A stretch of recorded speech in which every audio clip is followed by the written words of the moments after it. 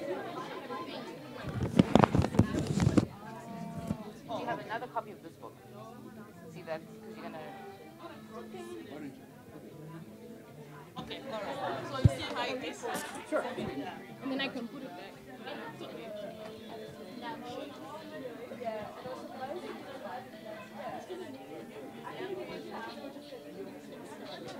Yeah, I mean, you have all that space. We are blocking that side anyway, so. Shall we put our phones on silent? Yeah, mine's on silent. Mine is perpetually on silent. It's good. And I would ask you to move your stuff so that it's not. Okay, I think it's good. So you are right. How did we look? Somewhat, upon time, imagine when we got 5 minutes, we spend 15 minutes listening to people reading. Guys, please, the one thing is, please keep your reading short, because if you can imagine, there's 5 of us, and if everyone is doing 5 minutes, we'll end up doing a monologue, so we won't get into the discussion. So 1 minute. But 2 minutes, proper 2 minutes, not putting your context.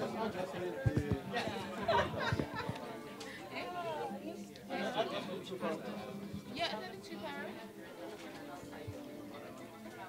Scooting a little. Do you mind scooting a few inches to the right? Oh, you put it there? Yeah. Is it off? Yeah. Oh, is it off? Are your phones off? Silent? Are your phones on silent? Yeah. Let me put my arm on. Are your phones on silent? Your chair like an inch forward, so you're there we go.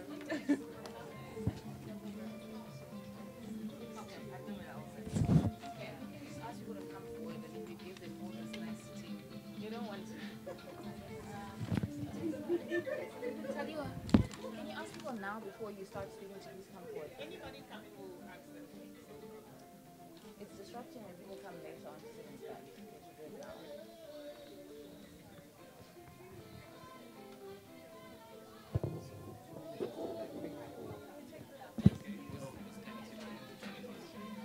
I mean, you're not going to be able to tell.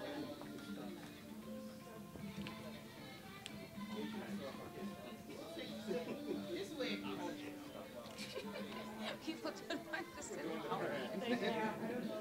Why do people want to sit in front? Please sit in the front. The chairs are for you. Come and sit in front. Yeah, everyone come and sit.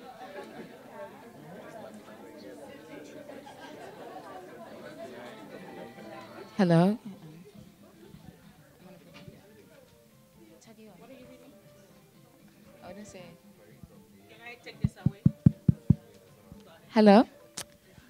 Sorry, I'm just going to jump the gun. I'm going to give a free book to everybody who comes and sits in the front.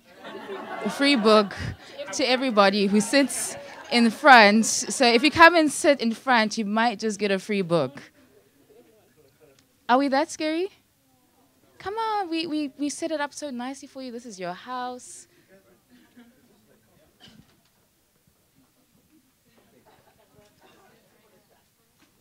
There's still 4 comfortable seats on the side.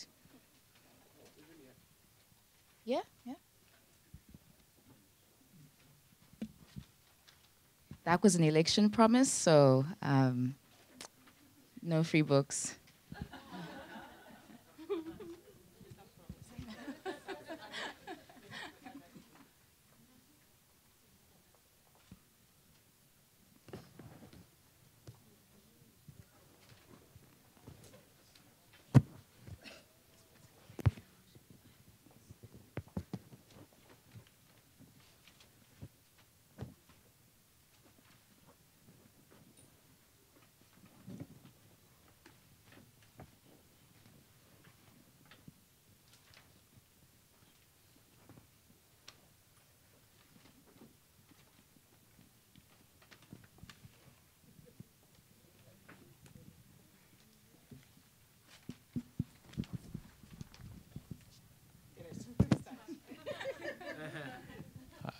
So good afternoon. I have 2 bosses, so I always wait for my prompt.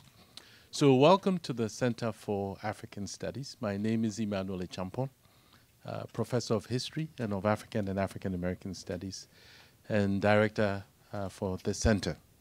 It is our pleasure to welcome into our space this event of Writing Beyond Mugabe's Zimbabwe. We hope this is only our first event and of more to come, as we would like to center Zimbabwe this year and the next as we engage the political and the economic transformation taking place in Zimbabwe. So the panelists, Tadiwa will introduce esteemed panelists, so I just will mention their names. So welcome to Dr. Tinashe. Welcome to Panashe, who we hang out with here. Novuyo, welcome. Ray, and to Mhoze. Okay. So I want to mention the sponsors for this event. It is always important to acknowledge your sponsors, especially since we hope to go back to them for our next Zimbabwe event. So the Weatherhead Center for International Affairs, and in particular, the Research Cluster on Religion and Public Life in Africa and the Americas, the Hutchins Center and the JMD Manyinka Fellowship Fund, which is at the Hutchins, the Department of African and African American Studies, and the Department of History. So let me turn you over to Tadiwa, who will formally introduce our panelists. So welcome again.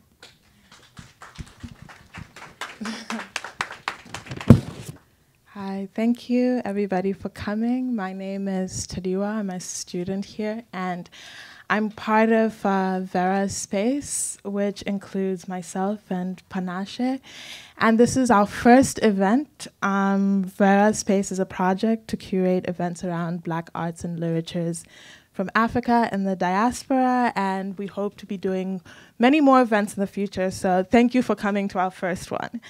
And alongside all the sponsors for this event, I wanted to especially give thanks to Candice Lowe, Alex Taylor, Li Ming Tsang, and Rosaline Salifu, because they really organized and did a lot of logistics around this event, and without them, I don't know where it would be, so thank you for that.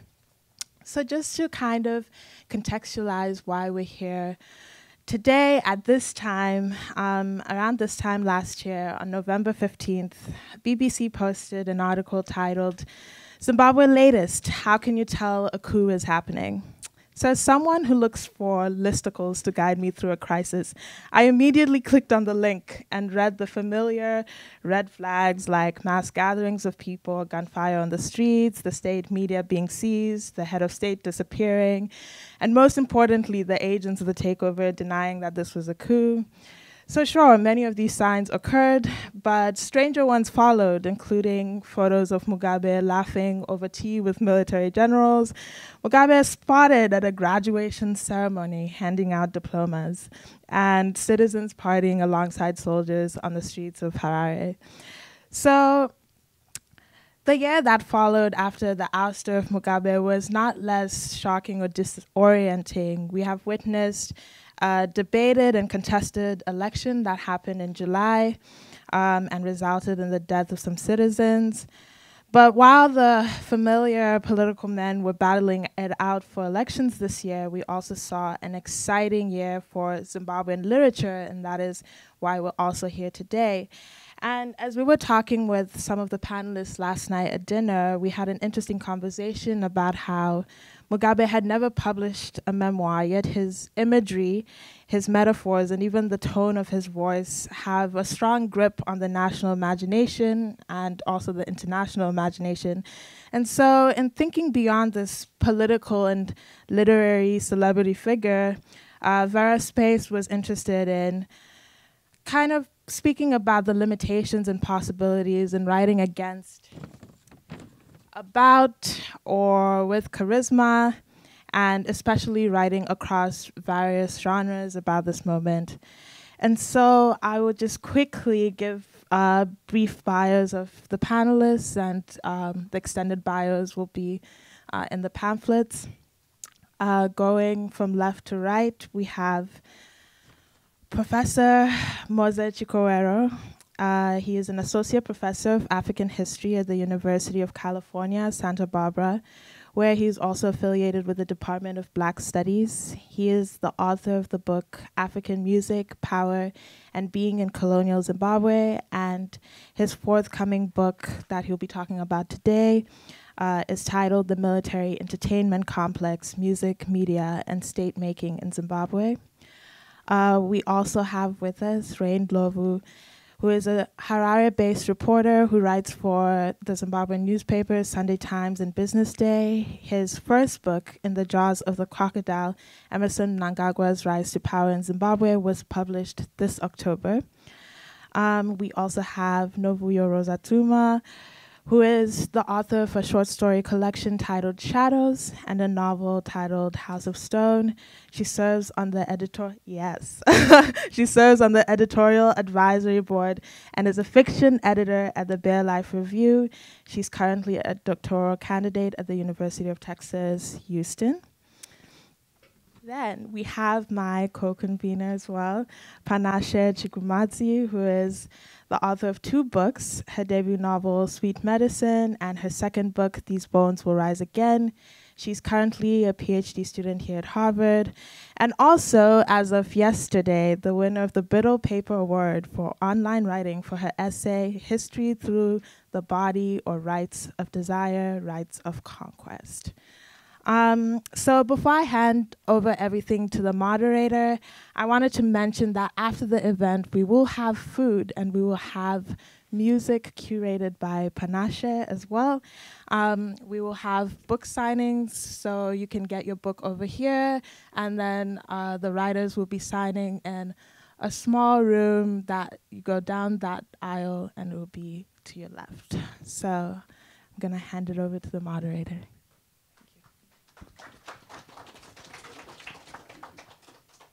Thank you, Tadiwa. I wasn't introduced. My name is Tinashe Mushakavanhu. So I will be kind of facilitating or helping the conversation go along. So each of these writers has a book published since the events of November 2017. Novuyo's novel, House of Stone, speaks to these events, but it's not directly prompted by November 2017. Mhoze's book is yet to come out, but he's going to talk about that and what's going. So we are going to open kind of the conversation with teasers from their books or from their writings. So they're going to read for brief, maybe 2 minutes or less, So I don't know who wants to start, or we can just follow the order. All right. Again, thanks, Panashe, thanks, Tadiwa, thanks, Dr. Kampong, and everyone who made this event possible today.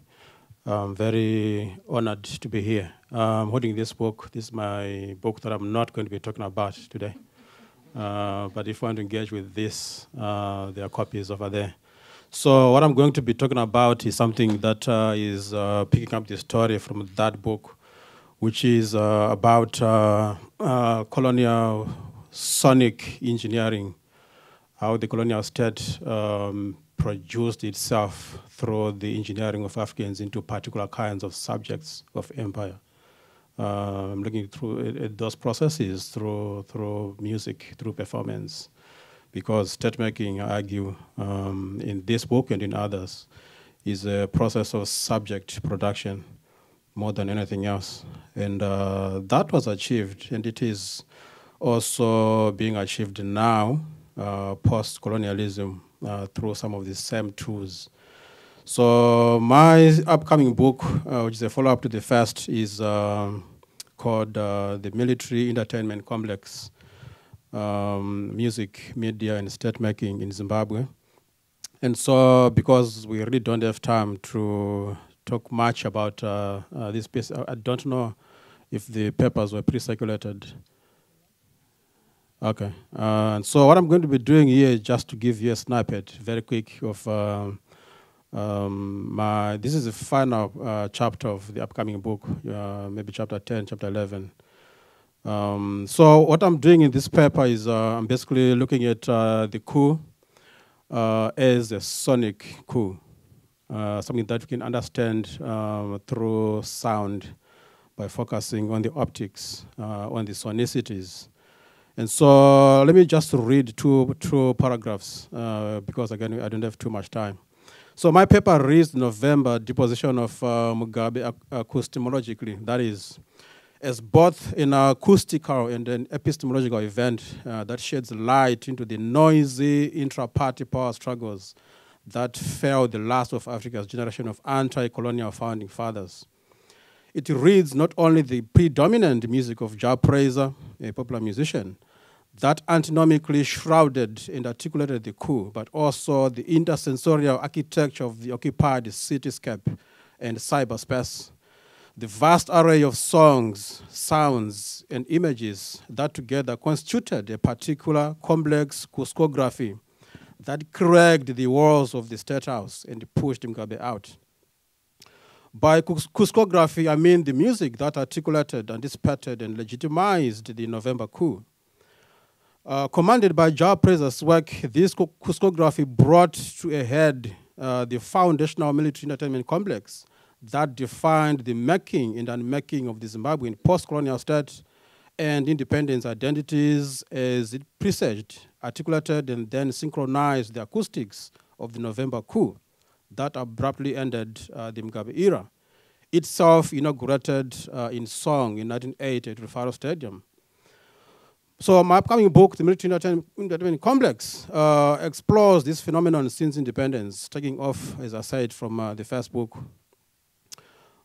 which is on what I call colonial sonic engineering.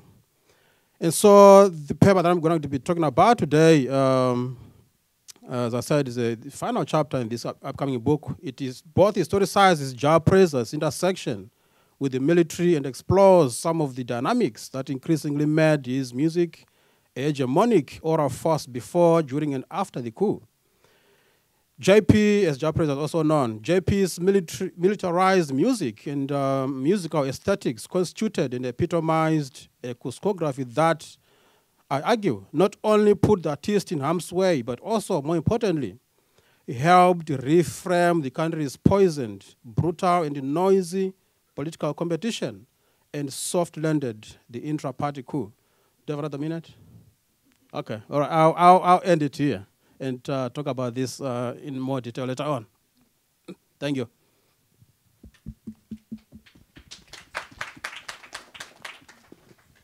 All right, thank you everyone for attending this event. Thank you to the Center for hosting us in Panashe and the rest of the team.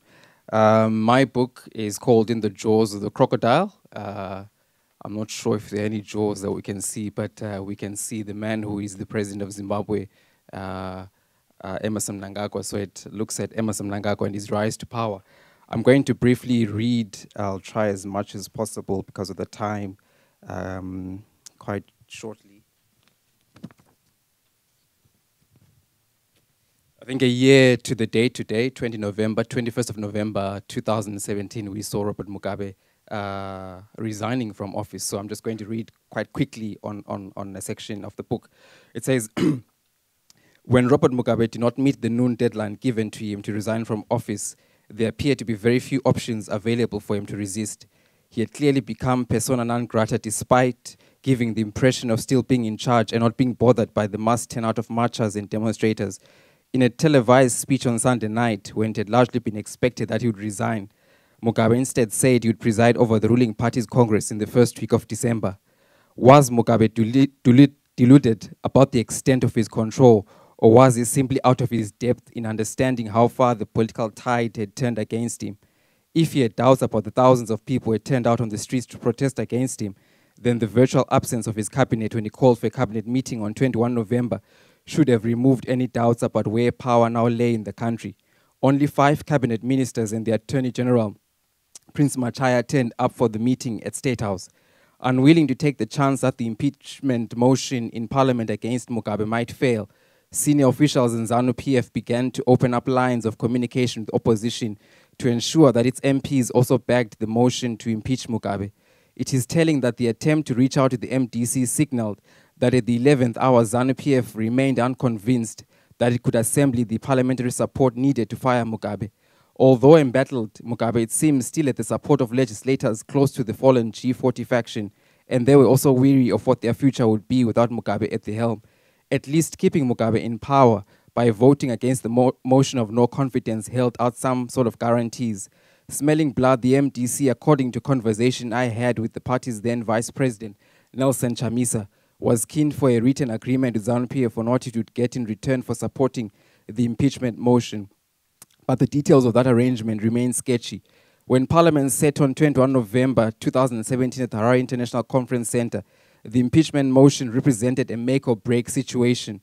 Failure to secure a majority vote in favor would be a huge embarrassment and could embolden Mugabe to continue digging in and refusing to give way. It was Monica Mutswangwa, the wife of Chris Mutswangwa, who first brought the impeachment motion before Parliament. The litany of charges included dereliction of duty. Because of his old age, Mugabe always fell asleep at international gatherings and embarrassing the country as a result. Monica Mutswangwa's call for Mugabe's impeachment was supported by other legislators from both ZANU-PF and the MDC. Listening to the parliamentary proceedings, I reminded myself of the remarkable about turn, because it would have been unimaginable a few weeks before that the same ZANU-PF, which then still saying Mugabe's praises, could call for his removal from office. But could Mugabe, a master tactician and political survivor, have one last ace up his sleeve and possibly pull off a Houdini and escape the process underway? It was widely thought at the time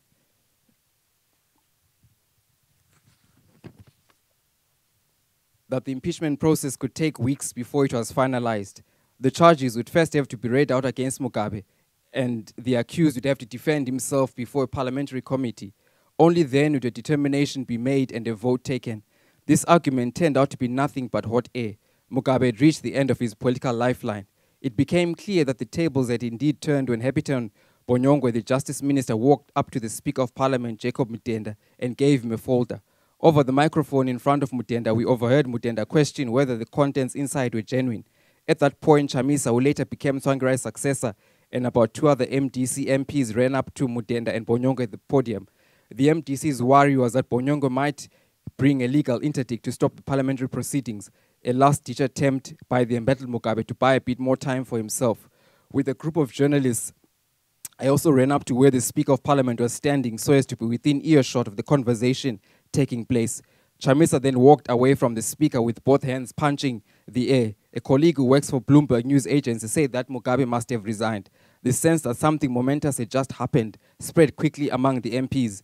Mugabe asked for order in the House. When the MPs finally settled down, Mutenda indicated that he had with him a letter that had been given by Bonyongwe to read before Parliament. It was Mugabe's resignation letter. Following my verbal communication with the Speaker of the National Assembly at 13:53 hours, my intention to resign as the President of the Republic of Zimbabwe, I, Robert Gabriel Mugabe, in terms of Section 96 of subsection 91 of the Constitution of Zimbabwe, hereby formally tender my resignation. Thank you.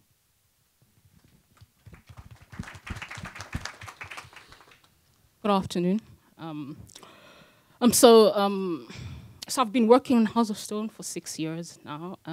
So my aim really here was my ambitious aim was to capture the essence, right, through fiction. Good fiction is timeless, the essence of Zimbabwe. What is Zimbabwe? And it's interesting to me that at the center of this novel is the genocide known as Kukurahundi. Though this book is set in 2007, and I think it was an instinctive sort of move on my part, just through talking to people and family members, that this is not a historical phenomenon, right? The genocide is still going on right now. And we see it now with the arrest of the Mtwagazi movement activists. There's a Mtwagazi secessionist movement that's fictionalized in this novel. We see it with Zenzele, a very ambitious young man who held a documentary on the genocide in Blair recently, and the CIO tried to stop him. We see it with the fact that when mourners try to go to the Balagwe concentration camp where the genocide happened, the police are always deployed to stop them, right?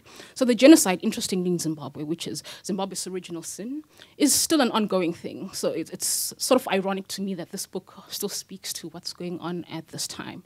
So people like our president, Mnangagwa, as a historical fact, participated in the genocide. Vice President Chiwenga participated in the genocide. Parents Shiri, all these are in the cabinet of our government. So I think my ambition for this book is a reading where such things, historical facts, are no longer a controversial issue. Just like with the German Holocaust. These things happened. These things were done. It's not an argument of, the argument is not whether these things were done, but how they're handled now. So I'm going to read a very brief section. This section actually takes place within the genocide itself, which is the center of all these arguments. The architecture of Zimbabwe we see now, right? That spirit that began right after the founding has continued throughout and continues throughout right now. And that's what this book talks to, right? In a very fictional sense, right? But it's a very key part of our country right now.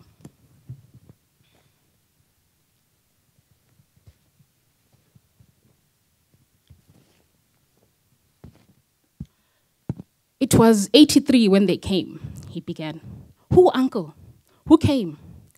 Mina, I was heading the cattle back into their kraals, and Zodwa and Togozo were in the silo. I don't know where Mama was, but they found her. They found all of us. Me, Mama, Zodwa, Togozo, Jabu, Andile, Donsekaya, Velempini, and his wife Katazile, their daughter Khohlwa, then our brother Tselani, then Pepelapi, Hlupegile, and Skubegiso. Is that it? How many is that? Oh yes, and Qetindaba. Baba was long dead by then. He died a hero in the war and had been buried at the Heroes' Acre in Pelandaba. They were just young men, maybe 5 of them, but they had guns and they were wearing the red berets with the shiny scythe badges. So we knew who they were. They said we were meeting at Chipisane Secondary School, that an important man had come to the village and we had to be there. We are at Chipisane and it's like the whole village is there.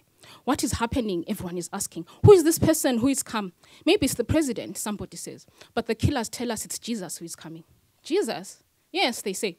Don't you know, you stupid fools, that you have a Jesus? And then the man, he comes. He's wearing an army uniform, so like combat gear and a beret, but it's green, so. He's black, so, like a polished stone, and has these whitest eyes you have ever seen. They put him on a stage, and Tselani says, that is him, that is the beast. And we look at him because everybody knows Tselani. He's working with the dissidents. For days he goes, nobody knows where he's going. Then he's coming with fancy things at home that don't belong to him. You know him, I ask. He nods. He says, that's Black Jesus. Black Jesus is walking up and down the stage. He starts to talk to us. He says, with men, nothing is possible.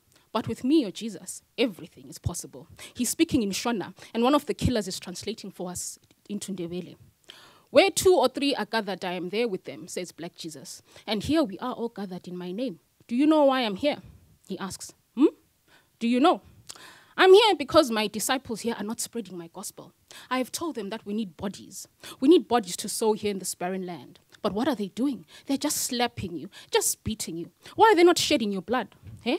Are they afraid of you? Eh? Are the women too beautiful? Eh? So I'm here to tell them, to help them do what needs to be done. You, Mandebele, all of you are busy hiding dissidents, and what has no use must perish. But we won't make it easy for you. No. You are going to feel it. You will feel it. You will go hungry here. There will be no food allowed here. We shall burn all your crops, and you will starve until you start eating your dogs. Then you will be eating the rats. And even the cockroaches. And then you're going to start eating your children. All right, now sing. I can't hear you, Manny. I said start singing. And we're trying to sing, and many hours are passing by. And Mama faints. Yo, and we're trying to wake her, but they beat us. They say, leave her. Tselani shouts, Mgodoy for sake. And he's trying to pick her up, and they shoot him, and now he's dead. Now, they're throwing us into these big trucks, and just like that, they are driving. And when I look back, I see Mama. They've left her kneeling in the dust, cupping her head, and shaking it so, like somebody who has lost everything. Thank you.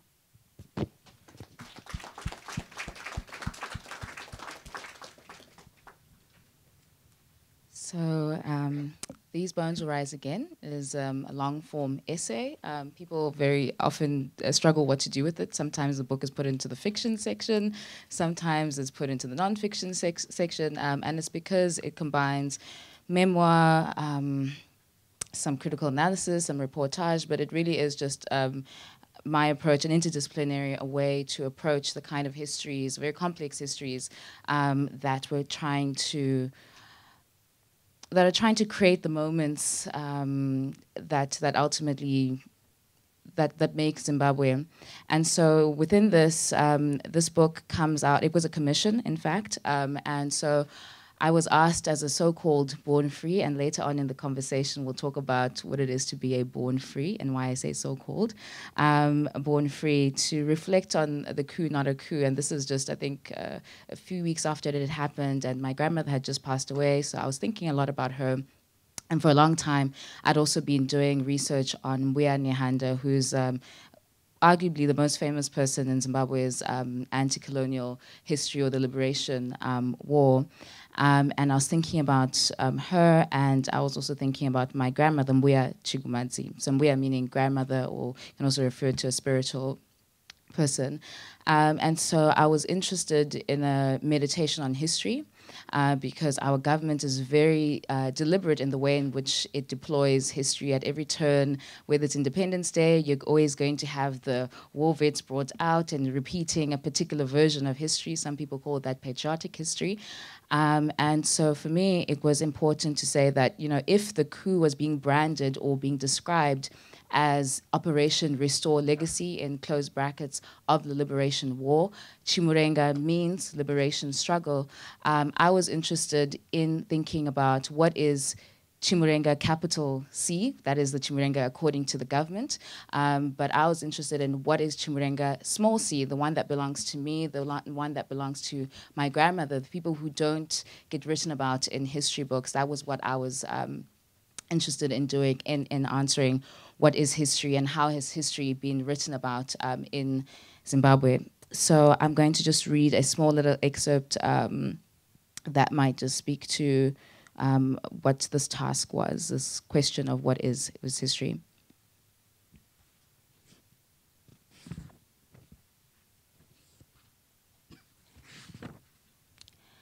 I've not been the only one to struggle for a hold on history. Having gone through the trauma of one of the continent's most bitter liberation wars, Zimbabwe is a country that has come to be defined by struggle over independence, over land, over citizenship, over the authentic nation. Central to all of this is the struggle over history. Over the centuries, there have been many official versions.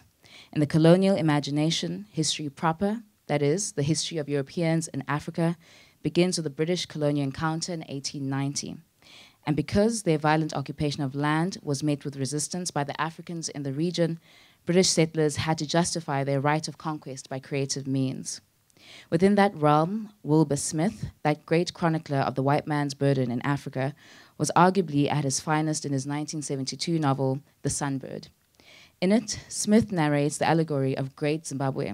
As his protagonists, South African archaeologists discover an abandoned ancient city named Opet, which they believe to have been founded by fair-skinned, golden-haired warriors from across the sea, who mined the gold, enslaved the indigenous tribes, and flourished for hundreds of years.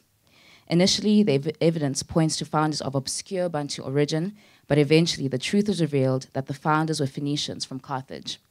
The fabulous Opet had once been the center of a great civilization, which included Zimbabwe and many other towns, which had met its downfall around 450 AD when it was destroyed by black invaders. Banal in its unoriginality, Smith's narrative plot was just the sort of myth rife in the Rhodesian imagination. If the conquest of unoccupied land, along with the minerals beneath it and people on top of it, was justified through the terra nullius principle, then the settlers also imagined the history of the land and people they conquered as a no man's land. Time and history were colonized so that they acquired new racialized dimensions. The natives they ruled over were backward, primitive tribesmen who were, in effect, out of time. The settlers mapped out an imaginary space in which the natives, made up of docile Shona people, were terrorized by the cruel, damnable race of Ndebele, and they became part of the natural environment that had to be conquered by development of a civilized white man's country that would take on the name of Rhodesia. In this battle over time and history, the ancient civilization of Great Zimbabwe, built out of the landscape's granite stones, was a thorn in the side of the Rhodesian settlers, who defended their right of conquest on the grounds that the very same native tribesmen whose ancestors had built the city had only recently come down out of the trees. Published just as the African nationalists began to wage the liberation war, Wilbur Smith's allegory about the ruined state of Great Zimbabwe reinforced a state of emergency. The urgency of self-defense was illustrated by the downfall of the great ancient white civilization that did not realize in the time that it was in the danger of the Black Peril. The patriotic histories, underwritten by white arrogance and their perceived invincibility, drove the Rhodesians to take up arms for their land, singing their hymn, "Rhodesians Never Die." In the decades leading up to this war for land, African nationalists had already begun their war for their own history. Great Zimbabwe was reappropriated as a symbol of a proud African past, and by the early 60s, following nationalist leader Michael Mawema's original use of the name, meaning House of Stone, to refer to the country, liberation movements were naming themselves for Zimbabwe. In 1956, driven by a desire to show that Africans were not, to use Aikwe Ama's words, a people of yesterday, ZANU founding president Ndabaningi Sithole published the first Ndebele novel, Umvukela wamaNdebele, the Ndebele Uprising, which depicted the 1893 and 1896 wars of resistance against the British. That same year, Solomon Mutrairo allegorized a pre-colonial golden age with the Shona novel, Feso. In the book, a poem that would become a rallying cry for Africans battling against colonial rule, O Nehanda Nyakasikana, O Nehanda feminine spirit, called on the guardian ancestral spirit of Mbuya Nehanda to come and rescue her people from slavery. The novel would be banned, but by the second Chimurenga, the famous prayer to Mbuya Nehanda's spirit would come to be recited at Pungwe's all-night political vigils alongside the song Mbuya Nehanda Kufawa Chitaura Shua, Mbuya Nehanda, who died speaking the truth. By the turn of the century, as the post-independence government faced the fallout from fast-track land reform, Mbuya Nehanda continued to be central to the official version of the past, which reduced a complex history of nationalism to 3-part episodes of Chimurenga. In this telling, former President Robert Mugabe was the spiritual heir of the revered mediums of the ancestors Mbuya Nehanda and Sekuru Kaguvi, who led the first Chimurenga against the British colonizers from 1896 to 1897. Along with ZANU, the Liberation Party founded in 1963, Mugabe led the second Chimurenga, an armed guerrilla conflict against the unilaterally declared independent Rhodesian white minority rule of Ian Smith. Independence and majority rule were finally declared in 1980. Mugabe and his party continued in that same revolutionary spirit in what would be named the third Chimurenga, the radical land redistribution of the 2000s. In a twist of fate, it is this very Chimurenga legacy that the war veterans and military were claiming to defend against the enemies and criminal elements when they intervened in ZANU-PF party politics in November 2017 to force Mugabe's ouster. This official version of what Terence Ranger named patriotic history itself draws on a tradition in which the contributions of women's, workers, urban, and other movements in the inter-Chimurenga years are often erased or dismissed as merely reformist precursors to the nationalist era of the 50s and 60s. In both tellings, a straightforward story of suppression and revival reduces Chimurenga to a gun and often to a phallocentric struggle, ignoring the complex ways in which Africans did more than act out a false consciousness, but subverted and negotiated with the colonial state, continuously drawing on Chimurenga's intergenerational spirit to make and remake themselves after the military and spiritual conquest of the 1890s. These struggles of a history are complex because the present continuously slips into the past, marking history as always ambivalent, incomplete, a work in progress. And when we pick apart linear histories of cause and effect, we're bound to discover that history doesn't march forward in a straight line of progress. Instead, history is like water. It moves between us and comes to us in waves. At times, it is still and unobtrusive, and at others, it is turbulent and threatening. Even at its most innocuous, water poses hidden dangers, enclosing contested histories, and so we're always living in the tension between water's tranquility and its tumult. When we walk along the water's edge, it's easy to take for granted the complex process of how that water reached our feet, to overlook what is washed away, what alters, and what holds in the sands of time.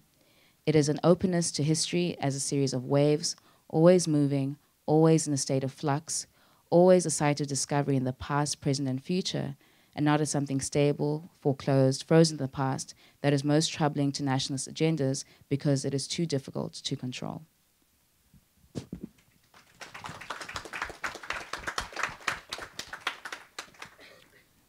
So I think these brief readings were a beautiful way of like opening up the conversations that we are going to have. And I think it introduces us to real and imagined characters that preoccupy the Zimbabwean imagination, gives us context of sort of the frame of history. So we are kind of going back to the the point of colonial contact. So I think, yeah, the works span across history, across genre. We're going to be speaking back to history. We're going to be speaking to this moment. We're going to be speaking to work by Zimbabwean writers, non-Zimbabwean, who are in this room and who are spread across the world. But I think we'll start the conversation by reflecting on the events that provoked this, in a way that provoked this gathering.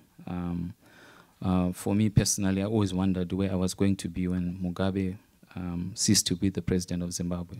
So last year I found myself in a Brooklyn apartment, kind of watching live streams, scrambled live streams on Twitter, on Facebook.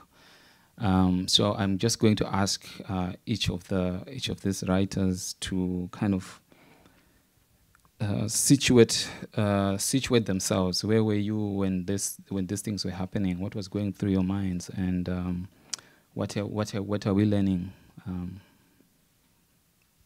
Well, tricky.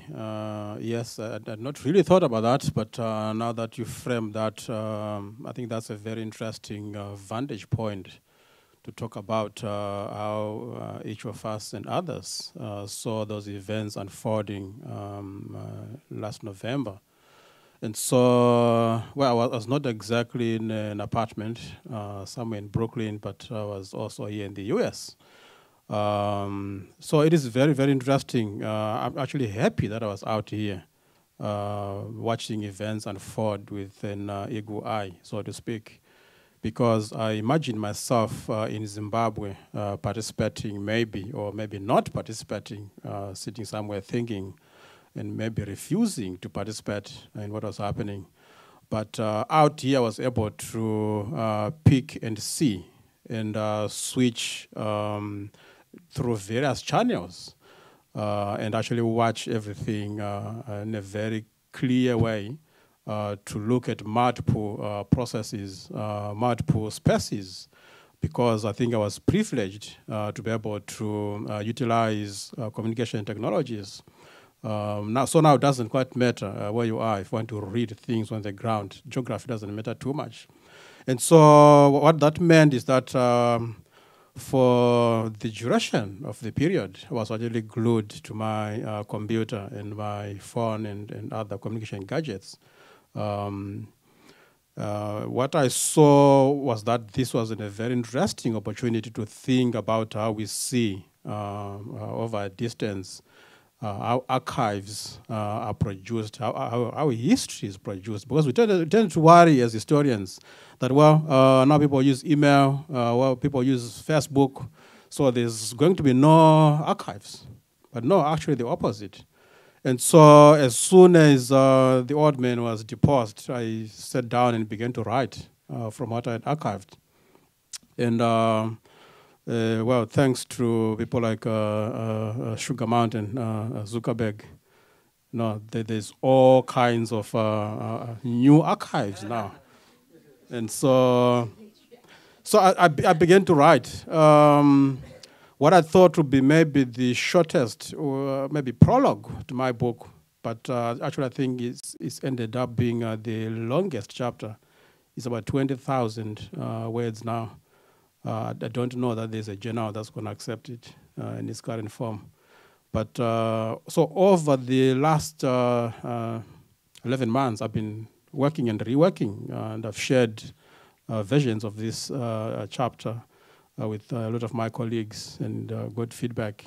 So it's an interesting way to think about digital humanities, looking at processes like that unfold from a distance. So I was here, but shortly after, end of November, I was in Mozambique and decided to make a very quick foray into Zimbabwe, 2 days, to speak with, first and foremost, Preza, the guy who is at the center of my story, who is closing my book. Fortunately, I was able to speak with him. I've always spoken with him and other musicians, people who saw these things happening. So I was amazed by all this music that drove and tuned people and drove people's adrenaline to participate in this event. And so I could really absorb all that stuff as I Mhoze, worked can you tell on us what song? I don't know if people really know who Japre. Can you I thought you were the DJ. No? I don't think we contextualize Moderator. We haven't give people. Yeah, I mean, we've got the Zimbabweans here. Can you sing for us? No. Okay, now you're quiet. And you have to translate into Ndebele. I don't understand Shona, unfortunately. So what I do in this chapter is I conceptualize all these songs that I noticed from around 2014. Preza was singing. Preza? Preza's this young man, let me see, maybe 30, 31, was singing all these very curious songs, very, very powerful. He's a very powerful composer. So he's a king, he's handsome, he's tall. Yes, all that. I think you'd, my sister, you'd like him also. I've seen him live. Yeah, he's quite impressive. Yes, and so I noticed was this guy was profiling himself, fashioning himself out as a soldier, and he began to churn out all these stories that he was a soldier at one point, then he came out because his mother didn't like it. Then he was recruited to become an ambassador for the army. But he was singing these songs that, to me, sounded like he was looking at some distance at things that were going to come very shortly. So songs like Mdara Wachauya, the odd man is going to come. The odd man shall come. Now, who is the odd man? Panashe. Well, what does it mean? The song, I mean, Mdara, also there's many meanings of Mdara, right? Mdara is an old person, so that's also something you'd call Mugabe. If you're not calling him Sekuru, is meaning old person, so maybe that's you're kind of speaking about him in that way. But Mdara is also, in a very hierarchical society, is also a man with means, right? So that's also a particular kind of man who's going to come, and he's going to come and save us. But in the song specifically, he does say, he does refer to Mnangagwa's totem, and he says, the man is Shumba, which is lion. So there's ways in which he will deflect and say, I'm not singing about him, but the signs are, there. And he says that it's a song, it's a love song, as, a woman is just singing about her husband, hoping that he will come home and that kind of thing. But there's ways in which, so he's been very deliberate, and you write about it, about that kind of double entendre, making it not quite obvious, but for those who really want to read into what he's talking about, So he is producing meaning, but also he's smoke screening, what I think he's actually talking about. So his albums from 2014, every year is releasing a new album. There is a lot of songs on each album that actually constitute what I call a discography. Songs that anticipate and justify, but also smoke screen. This thing that many people were surprised by in November. Yeah, Mhoze, thank you. We will continue the sonic experience of the coup. Ray has a very interesting perspective as a journalist who was writing these events. Can you share your experiences? Okay, so unlike Tinashe was in Brooklyn, I was not in Brooklyn. I think that's the point of departure, to locate yourself from the apartment in Brooklyn. I was in Harare at the time when November took place, when the coup suddenly sprung into action. So I was on the ground. I was in Harare for the South African Sunday Times, and so I got also caught up in reporting these events in terms of how I saw them unfolding and trying to make sense of suddenly a man who has been in power for last couple of decades, in the last few days, or rather the last 3 weeks or so, basically, suffering this rejection from multiple quarters. I think, first of all, the rejection that we saw was from the military, which obviously, turns its back against its commander-in-chief. And there's a progression from there where there is the region which becomes very complacent in coming to assist him, and the international community at large. And it's something that I talk about in my book in terms of talking to someone within the international community, one of the diplomats from the Western countries in Harare, where they basically are watching this and saying, look, we want to see where it's going to go and what's going to transpire. So we see Mugabe being rejected by the army. He's rejected by the region, some regional leaders, and also perhaps rejection as well from the international community. And I think it's well known, the history or the backdrop between relations between himself, his administration, and the rest of the international community. And then it progresses to a rejection which is choreographed in terms of it moves to the people. People then come out on the streets in Harare, dropping flags of Zimbabwe in that moment of excitement and saying, look, nobody expected him to fall in this way.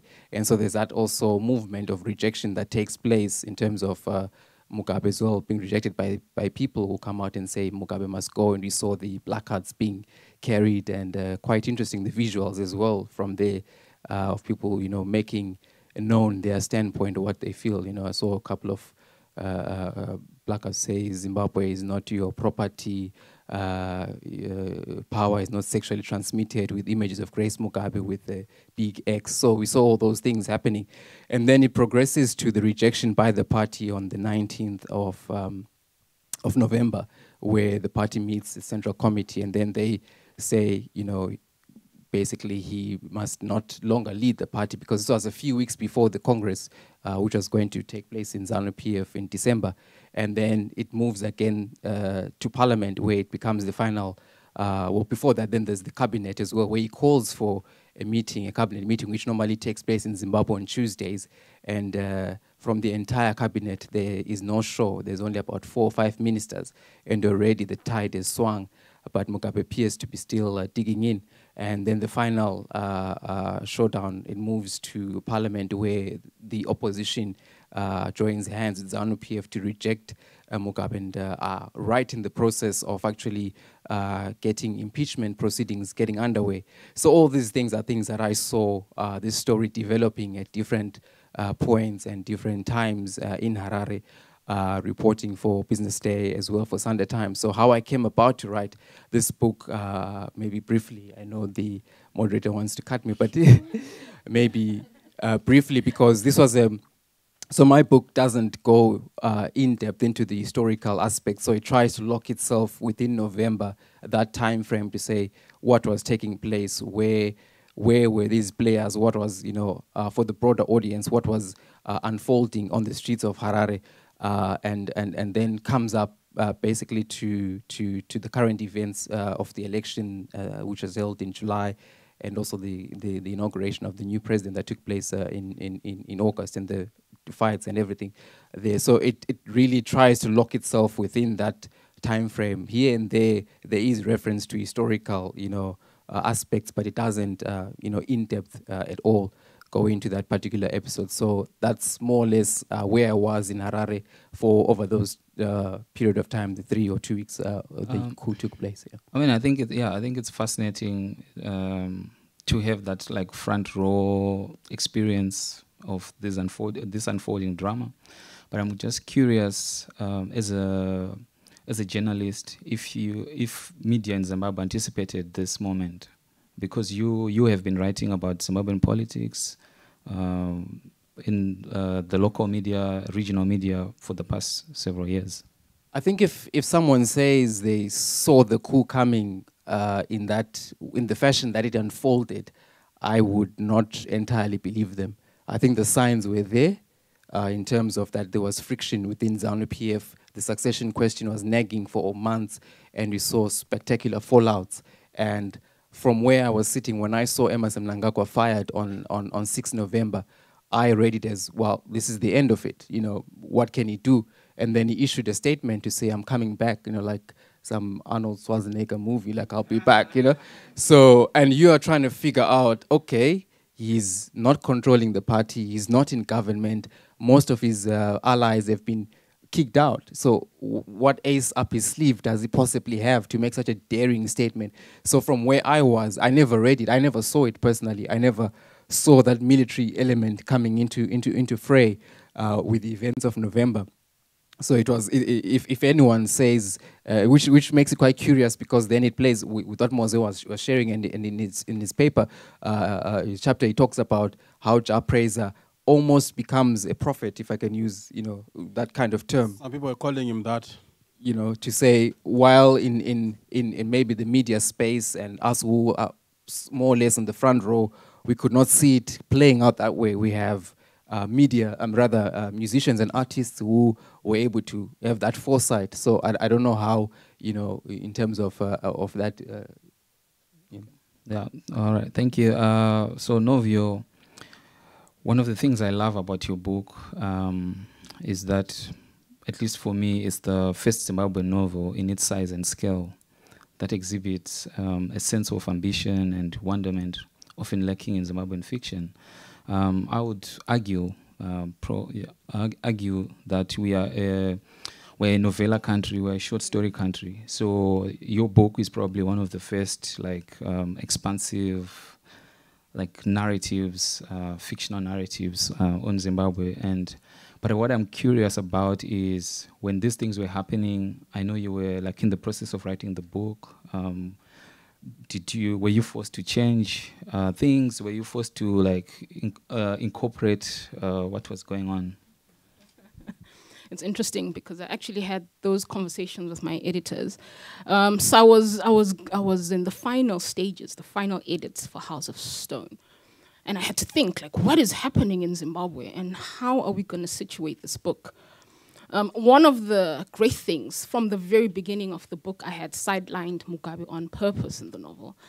He's been written about. He's everywhere. There are biographies on him by others. There's analysis. There really, for me, was no need to write a novel with Mugabe at the center, except to continue this obsession with him, or any actually of the big men.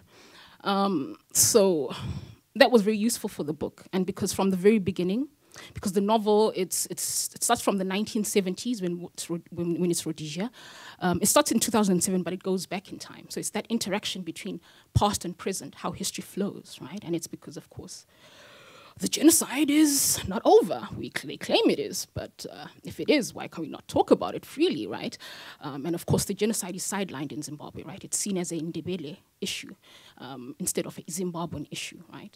So because I've actually, as a Ndebele growing up, even in my family, have never felt a true part of Zimbabwe.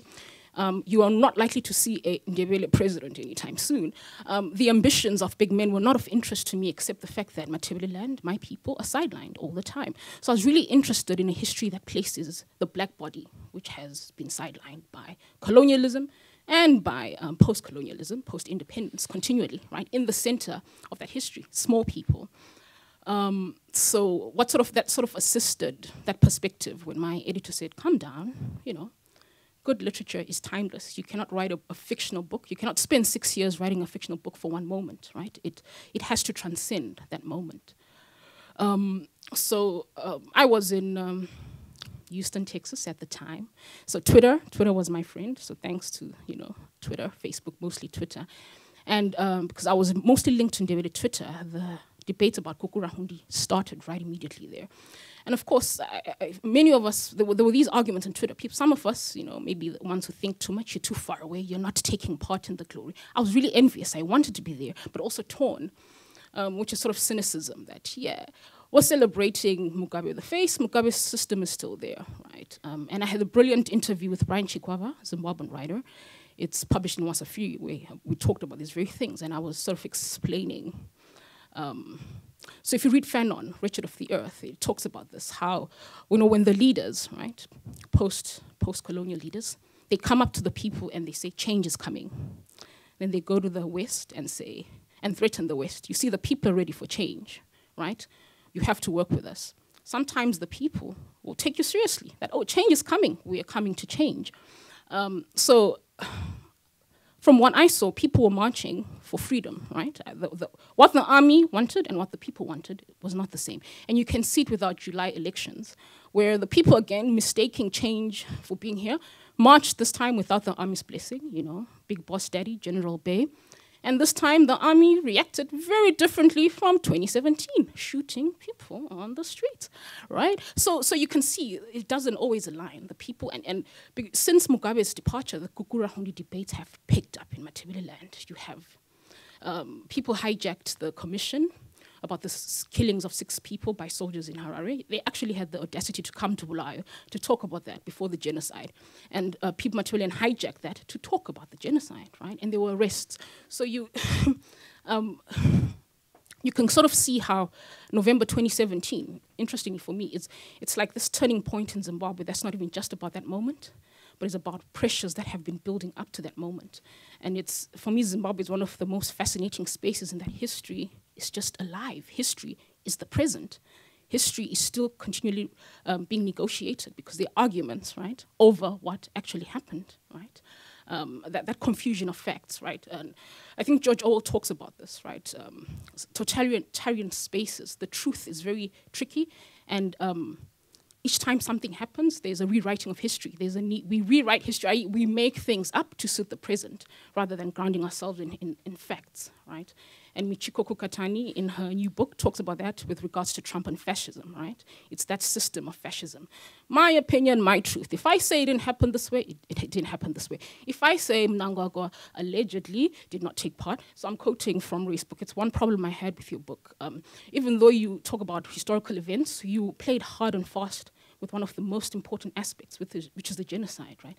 Even if sitting before Mnangagwa he was charming, that does not take away the historical facts. It's not an alleged thing, it's a historical fact, right?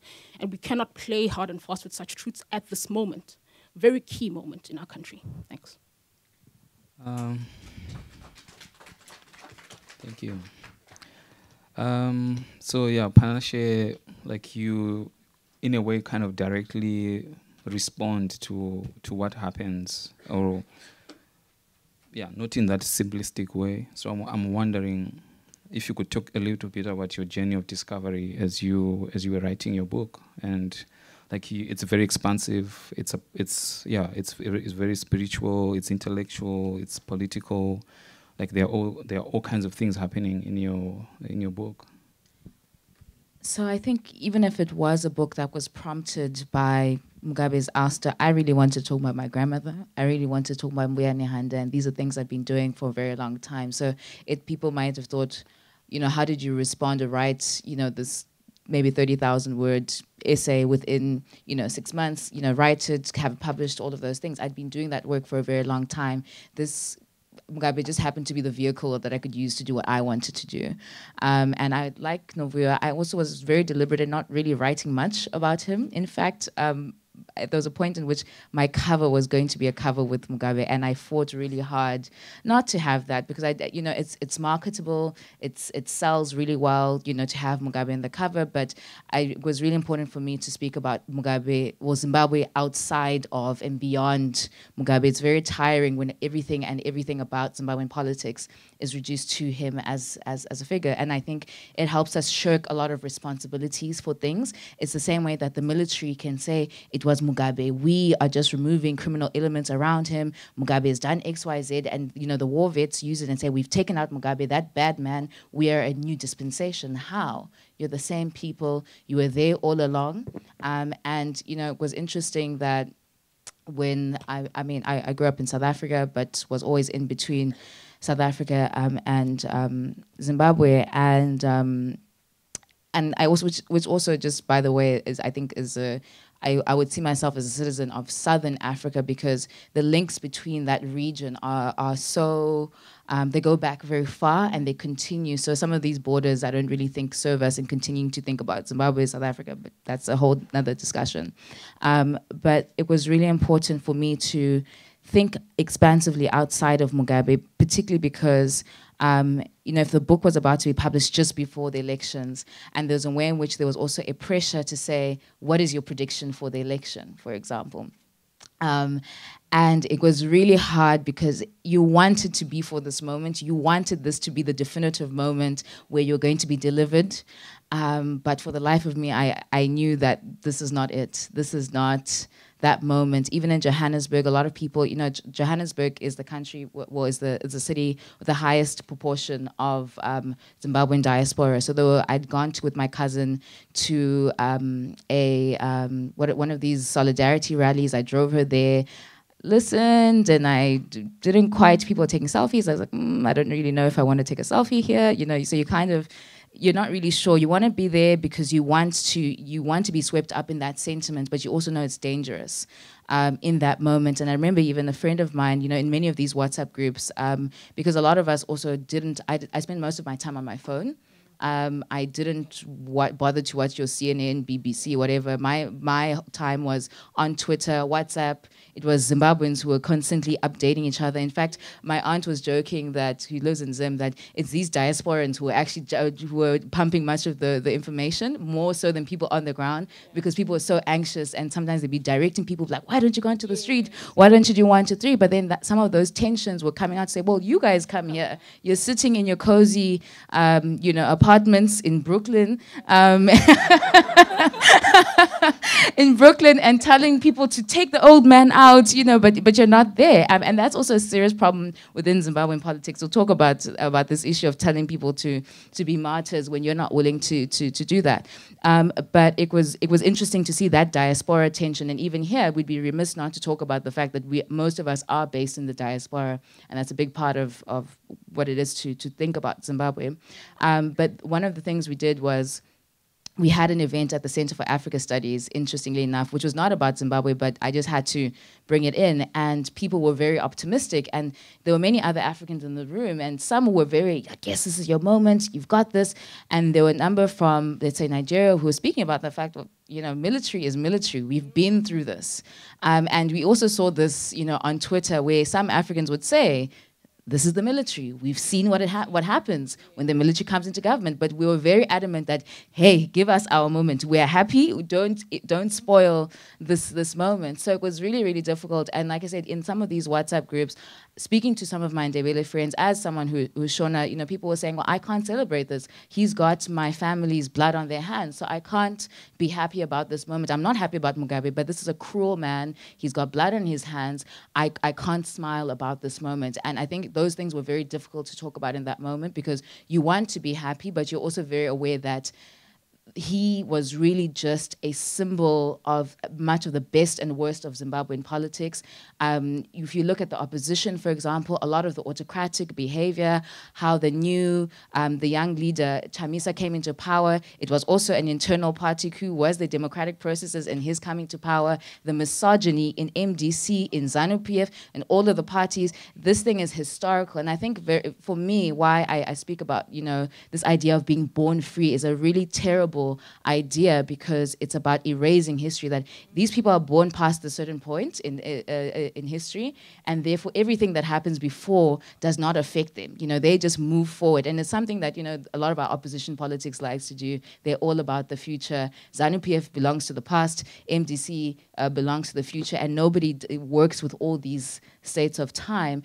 And this becomes a problem, because when we deal with Zimbabwean politics, we're always ahistorical. Land reform happens. Why are these people demanding land? We don't know where land reform comes from. There's a historical basis that's been building up for years, for decades. People went to the war for land. So to then dismiss it and say, oh, it's just Mugabe's people. No, there's a real reason. But continually, we don't look at history in each moment. And now even with ED, we don't look at that history. And now Zimbabwe is open for business. And we're going to end up, in very difficult kinds of circumstances, particularly with a very neoliberal almost Thatcherite, wannabe Thatcherite government. If you read his Financial Times paper, he's written about his Financial Times op-ed, where he writes about looking up to Margaret Thatcher's policies and all of those things. Can you imagine Margaret Thatcher with a gun? That's almost what and a scarf. That's what we've got, because that's what Mnangagwa likes to wear at Davos, because he's a reinvented Davos man with a gun behind his back. So I just think that it's really important to think about history, because we keep on, and not just Zimbabwe's own history, we need to think about the continent's history, because we keep on repeating it, and a year later we're seeing that we're in the same situation, if not worse than we were when we started. Yeah, I mean, this format is like restricts our time and flexibility, and I wish I could just let them go on and on, but I kind of have to play this like, yeah, I have to take away the mic from all of them. But two things, I think I want to sort of push away the conversation from, okay, Mugabe, the coup, Mnangagwa, sort of two things come out of all your contributions. So as thought leaders, as writers, as intellectuals, how are you navigating social media? Because it's become a part of the conversation. Like, Zimbabweans have opinions, and everyone feels they know the truth. They know history better than everyone else. And so how are you navigating social media? And the connected question to that is that even though we are all sort of brought together by books, there's a way in which we're all engaging with the different kinds of archives. So maybe you can respond to like how you're dealing with archives in their static and sort of evolving nature. Yeah. Can I just ask you to do something, because we didn't get to contextualize you and the work that you do. Can you just tell us about just the work that you're doing with Reading Zimbabwe and the archive, because it points to a particular problem we have with archives in Zimbabwe? Yeah, so I curate a website called readingzimbabwe.com, which is mapping the past 60 years of Zimbabwe's published history. So I kind of start symbolically from 1956, when the sort of black intellectuals start publishing books. And Panashe kind of talked about some of those books in a short reading. So Solomon Mutsairo, Herbert Chitepo, and Dabaning Stole are kind of the founding fathers of Zimbabwean literature. And I'm interested. It's a passion project. I'm not paid by anyone to do it, even though, even though some people in Zimbabwe think I am paid by someone or some institutions. So I will not talk about that now. So the work that I've been doing is very archival. Unfortunately, because we are dealing with copyright, I can't give access. I can't give people access to the books. So the project is about the metadata about the books. So it's information about the books. So the interesting thing about the internet is that even though it promises openness, the ubiquity of information, it's also becoming deleterious. So Zimbabwe is being, Zimbabwean vernacular literature, Shona and Ndebele, are being deleted off the internet because they're not being archived. So when you Google Shona writers, Ndebele writers, you can't find who they are. You can't find you can't even find book covers of their books. So a part of what I'm doing is kind of just recovering and and sort of unearthing this information. I do hope, like, it's a conversation. Everyone on the panel is a friend, colleague, so there are conversations that are always happening behind the scenes. So that's kind of the brief of the work that I've been doing. And I'm excited about it for many reasons. So Reading Zimbabwe, for example, right now, all the work that I've put there, it's almost 2,000 books that have been published in 114 cities around the world. So I'm just fascinated with who is publishing Zimbabwe.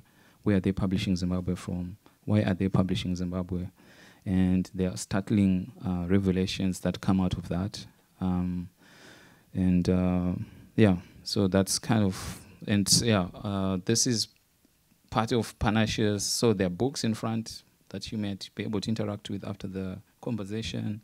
This is part of Panashe's collection of books, historical, contemporary, and they are part of the archive that I'm dealing with. They are not easy to find. Unfortunately, 2 weeks ago, I wanted to buy a copy of my own book that came out in 2009 on Amazon. It's going for $930, so I can't afford to buy a second-hand copy of my own book. And yeah, that's part of the reason why I'm doing this work, because when the work is invisible, it's easy for these marketplaces to auction the literature that we're producing. So the conversations we're having are important in that way. But yeah, anyone can jump in and... I just wanted to say that the reason I put these books out is just to visualize also some of the works that you do, because very often some of our most canonical, or I hate the word canon because that implies particular kinds of power about what is and isn't literature. But some of our very important texts, you can't find them. I've been looking for a copy of Feso for years. I'm here at Harvard, which is one of the world's best libraries. I can't get a copy of it, so I'm forced, even when I function as an academic, to always use second-hand accounts of literature. And this is the first Shona novel, for example. Even Mvugela Wamandebile, I've never found a copy. Maybe if you're lucky, if you look on Amazon, it might be $1,000. But this is just to say something about what is happening to a lot of archives where things are just literally disappearing and it's gone, and what that does to a generation of writers across the board, whether it's as journalists, whether it's as novelists. What does it mean that we can't access a lot of these books and those kind of archives? I think that's just important too. And I think that's the thing about being a diaspora Zimbabwean, right? I was able to write House of Stone because I was at the University of Iowa, right, for 3 years, and I had access to the library, and they had many of these books, not all of them, but I was able to find the books I needed that you cannot find at home, right? So diaspora Zimbabwean is a very complicated term, especially with Zimbabwe. Zimbabwe exports its economy to us, diaspora Zimbabweans. We have been holding that economy in terms of remittances, right? About 1 to 2 billion, even cultural, financial, political, right? So that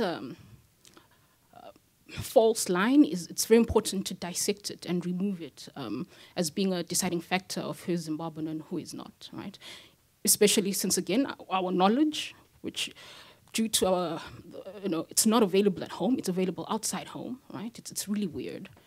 So that's part of the complication. Okay, I've talked about Bookfest, Facebook, and so part of what I think I'm trying to do is to, again, maybe Bookfest our work a bit more on Facebook. In terms of building archives, but also building connections beyond the ivory tower. So over the many years, as a product of the University of Zimbabwe, I tended to give talks on my work each time I'm in Zimbabwe, but also at other universities, Midlands. But I've decided over the last few years that I need to talk more outside of those institutional spaces. Partly because the university, really, globally, is a very westernized institution where knowledge is produced but also killed, where epistemicide takes place. So I've tended to interact with people, such spaces as the Mbira Center, for example, where I was running the Mbira Institute last year, giving public lectures, but also at the Book Cafe, the National Gallery in Blayo, in Harare, those kinds of spaces, and keep in conversation with people on Facebook when I'm not in Zimbabwe. So Facebook, those virtual communication channels are very important to destroy this chasm between the ivory tower and the common ages, where the professoriate of knowledge really is, where knowledge is produced and transmitted in very practical ways. And so if we keep ourselves up here, we in many ways become irrelevant. So part of what I do is, this book is very accessible in terms of snippets of what it is. So many people who buy it actually first of all come across it on Facebook. Like these two guys on the cover here. I took this photo.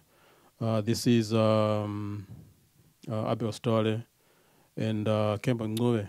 These two guys passed away last year. There are many such people that I considered friends over the years. So when one of these pass on, look at the newspapers, they don't have anything on these people. So I throw a snippet on Facebook or in the newspapers. People interact and they actually get to know these figures through my work. So that's translating my work through these other spaces that people who are not considered intellectuals actually work. So that's an important part of what I do in terms of archiving, but also transmitting knowledge.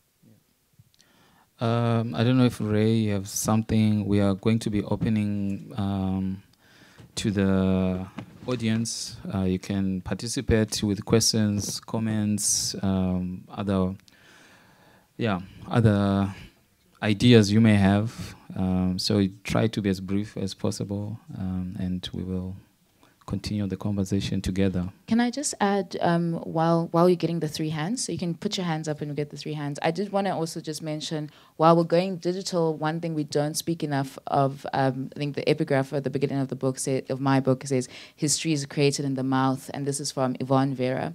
And the fact is that we don't pay enough attention to language and speaking to people. So the oral archive, I think it's really important what you do in your book is centering the interviews and speaking to our grandparents, listening out. So I think that's a big part of the archive, is not just listening to what's happening on social media, but actually talking to your grandmother, talking to your great uncle, talking to a whole range of people. There's so much information, that archive, that goes every time one of these people leave us. And for me, that's the large part of writing these bones was, for a long time I wanted to speak to my grandmother, and I didn't have the language. This is also diasporic trauma and all of those things. I didn't have the language, and then she passed on and it was gone.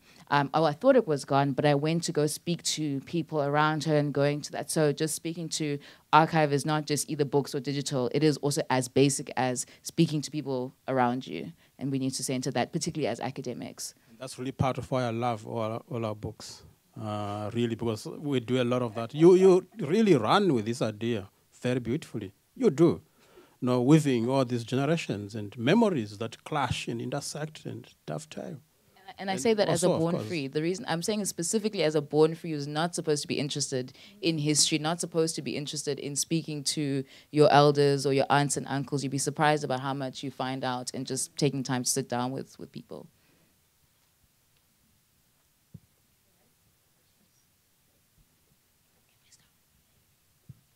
Thanks. I don't know if it's disrespectful to sit down. Is it fine? People want to see you. People want to see you. Oh, okay. Let me stand up. Because where I come from, if I stand up in front of elders, it's also wrong. I'm caught between two cultures. I am a South African with a special interest in Zimbabwe because my father was part of the liberation struggle in South Africa. But because I come from Venda, he specialized on the Zimbabwean roots to get the ANC MK soldiers to come through Zim. So in the process, he went missing in Zimbabwe. So I spent a good 10 years or so going into Zim very often. So I started picking the language and so on. But the quest was to find the person. The things that I know about Zimbabwe are based on my interactions with ordinary Zimbabweans. The first one is the music of Japreza, which you spoke about. There is a song called Kutonga Kwaro, which I bought, I listened to, and I realized he released this song barely 3 weeks after the transition. There was no way he would have gone to the studio and recorded that song. It means it was kept somewhere. But the accuracy with which the song speaks about the transition and how he's going to come back, and Kuhundura is to pluck feathers, which Robert Mugabe is called Jongwe, which means it's a cockerel. Yeah, so you can listen to the song. You can hear every step of the song.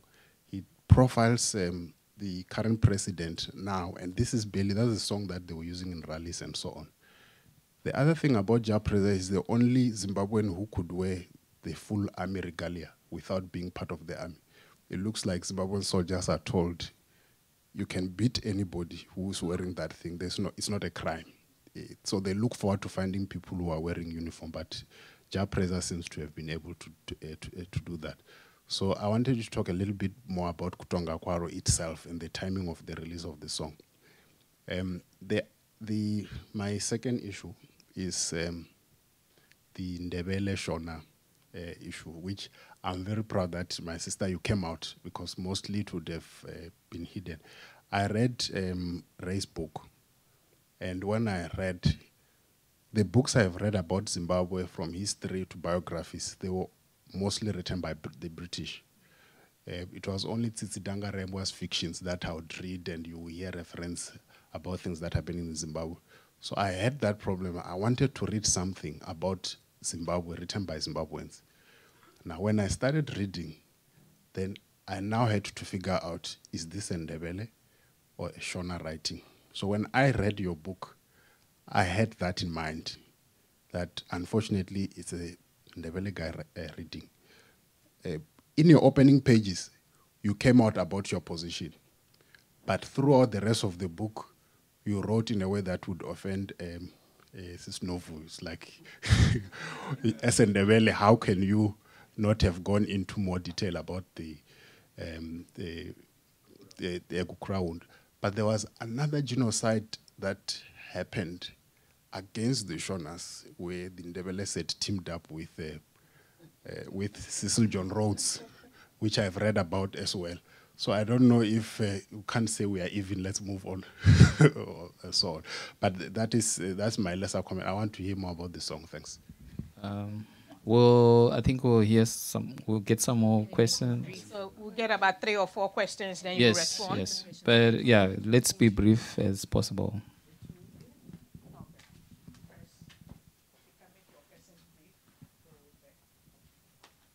Hi, everybody. I'm Tsutsi, and I'm from Zimbabwe. I'm a student here.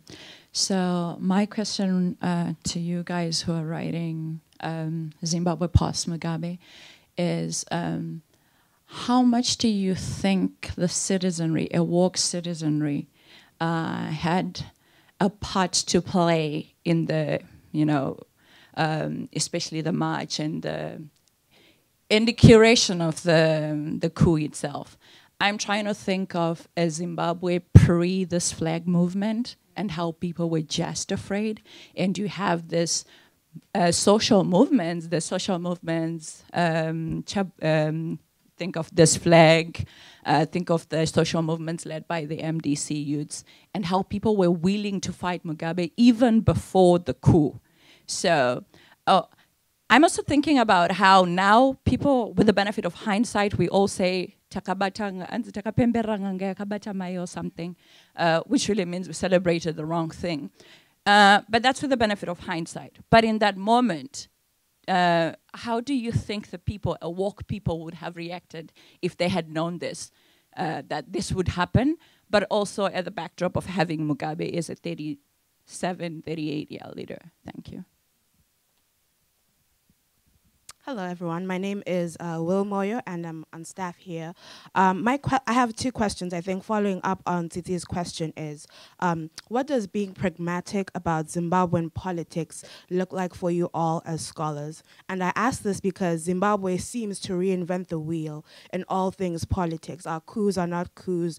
Our history is laced with so much violence and erasure of non-Shona Zimbabweans and non-Ndebele Zimbabweans as well. So I'm asking is, sometimes what is ideal for Zimbabwe doesn't seem feasible or plausible. For example, the MDC, it seems like it's not the ideal opposition to help us move past ZANU-PF, but it has the political power and the energy.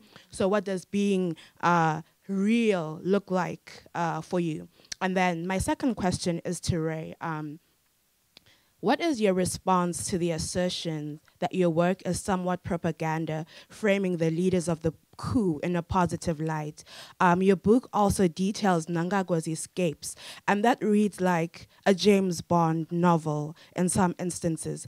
My question is, what is the importance for including this narrative in your book, even though we all know it's factually impossible? Thank you.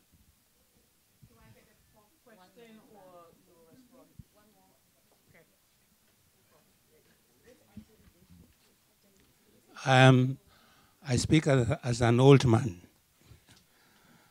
and I direct my first comment to the brother from South Africa who said that a young man speaking to an old man is breaking protocol by standing up. I come from the part of the continent where, in fact, it's the exact opposite, where the ideas of gerontocracy are more geocentric. That is, the elders and the ancestors are closer to the earth, and they should be sitting, and you should stand up. So as far as I'm concerned, you are all right. But I'm just using this to frame my what I have found a tremendously informative session. And the few comments I want to add is precisely that of an older man. The coup, the military coup in Africa has a long history. And I think Zimbabweans should inform themselves of that history. I strongly advise this. Because some of the perplexities that I heard today would not have been there if you pay attention. The first major coup was Abdel Nasser, 1954-55, against King Farouk. And then in 1966, against Kwame Nkrumah and the CPP in Ghana. Nigeria, 1965. So, and Sankara's coup. There have been all kinds of coups. So the diasporic Africans who are telling you, Panashe, a coup is a coup is a coup is a coup, that's absolute nonsense. There are coups and there are coups. There are different types of coups. And there are also different typologies of the post-coup period. And I advise everyone here to please pay attention to history. We don't have to reinvent the wheel. And then finally, I want to share my thoughts about what may be a very crucial, some 2 or 3 very crucial dimensions of the Zimbabwean coup. The first one is that it is happening at a period when every nation in Africa has a large diasporic extension of itself in the world. In the earliest coups, that was not there.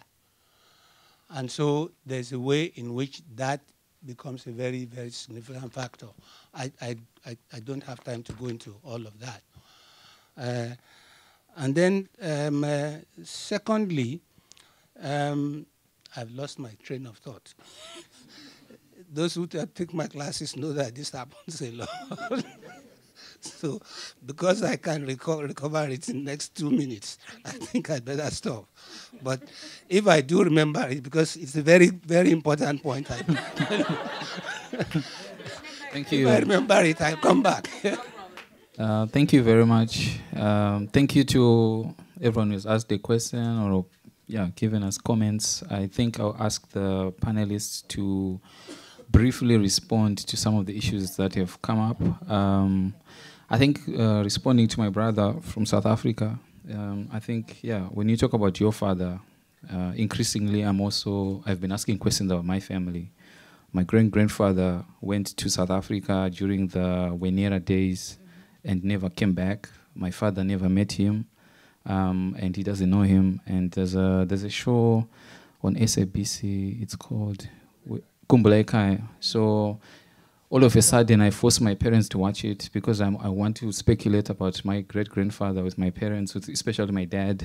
So we're all sitting and talking about what could have happened, what our other family in South Africa is like. So anyway, thinking about borders and like this complicatedness of history,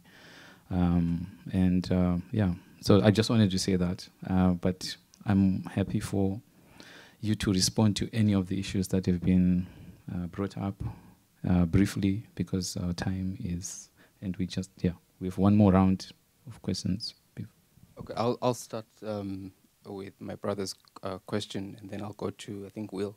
I think for me as a Ndebele, rightfully putting it, Ndlovu, my surname is Ndebele, there's no doubt in my mind about Kukurahundi, that there were people who were killed, there are people who are missing, as you shared your story with us. And I've said that on different platforms, whether on interviews, in radio, on television, and at a recent symposium as well in Joburg, where the issue was under discussion and my views were asked about it. And it's very clear to me that Emmerson Mnangagwa has to deal with the issue, and Novuyo mentioned the issue of the commission that was in Bulawayo, which was investigating something totally unrelated, but people used that platform to speak up about Kukurahundi because they've never had that opportunity to come out openly about it.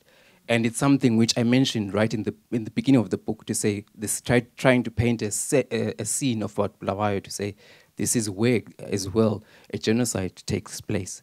But I've heard a lot of people focusing on that particular aspect of the book, to say, when I had the interview with Mnangagwa, why was it put that way? I would concede and say it's purely from an editorial point of view, because when you hear me speak about Kukurahundi, it's something that is there. You can just Google my views around it. And I'm sitting there with this man because there's a certain way which in the original manuscript that was put across.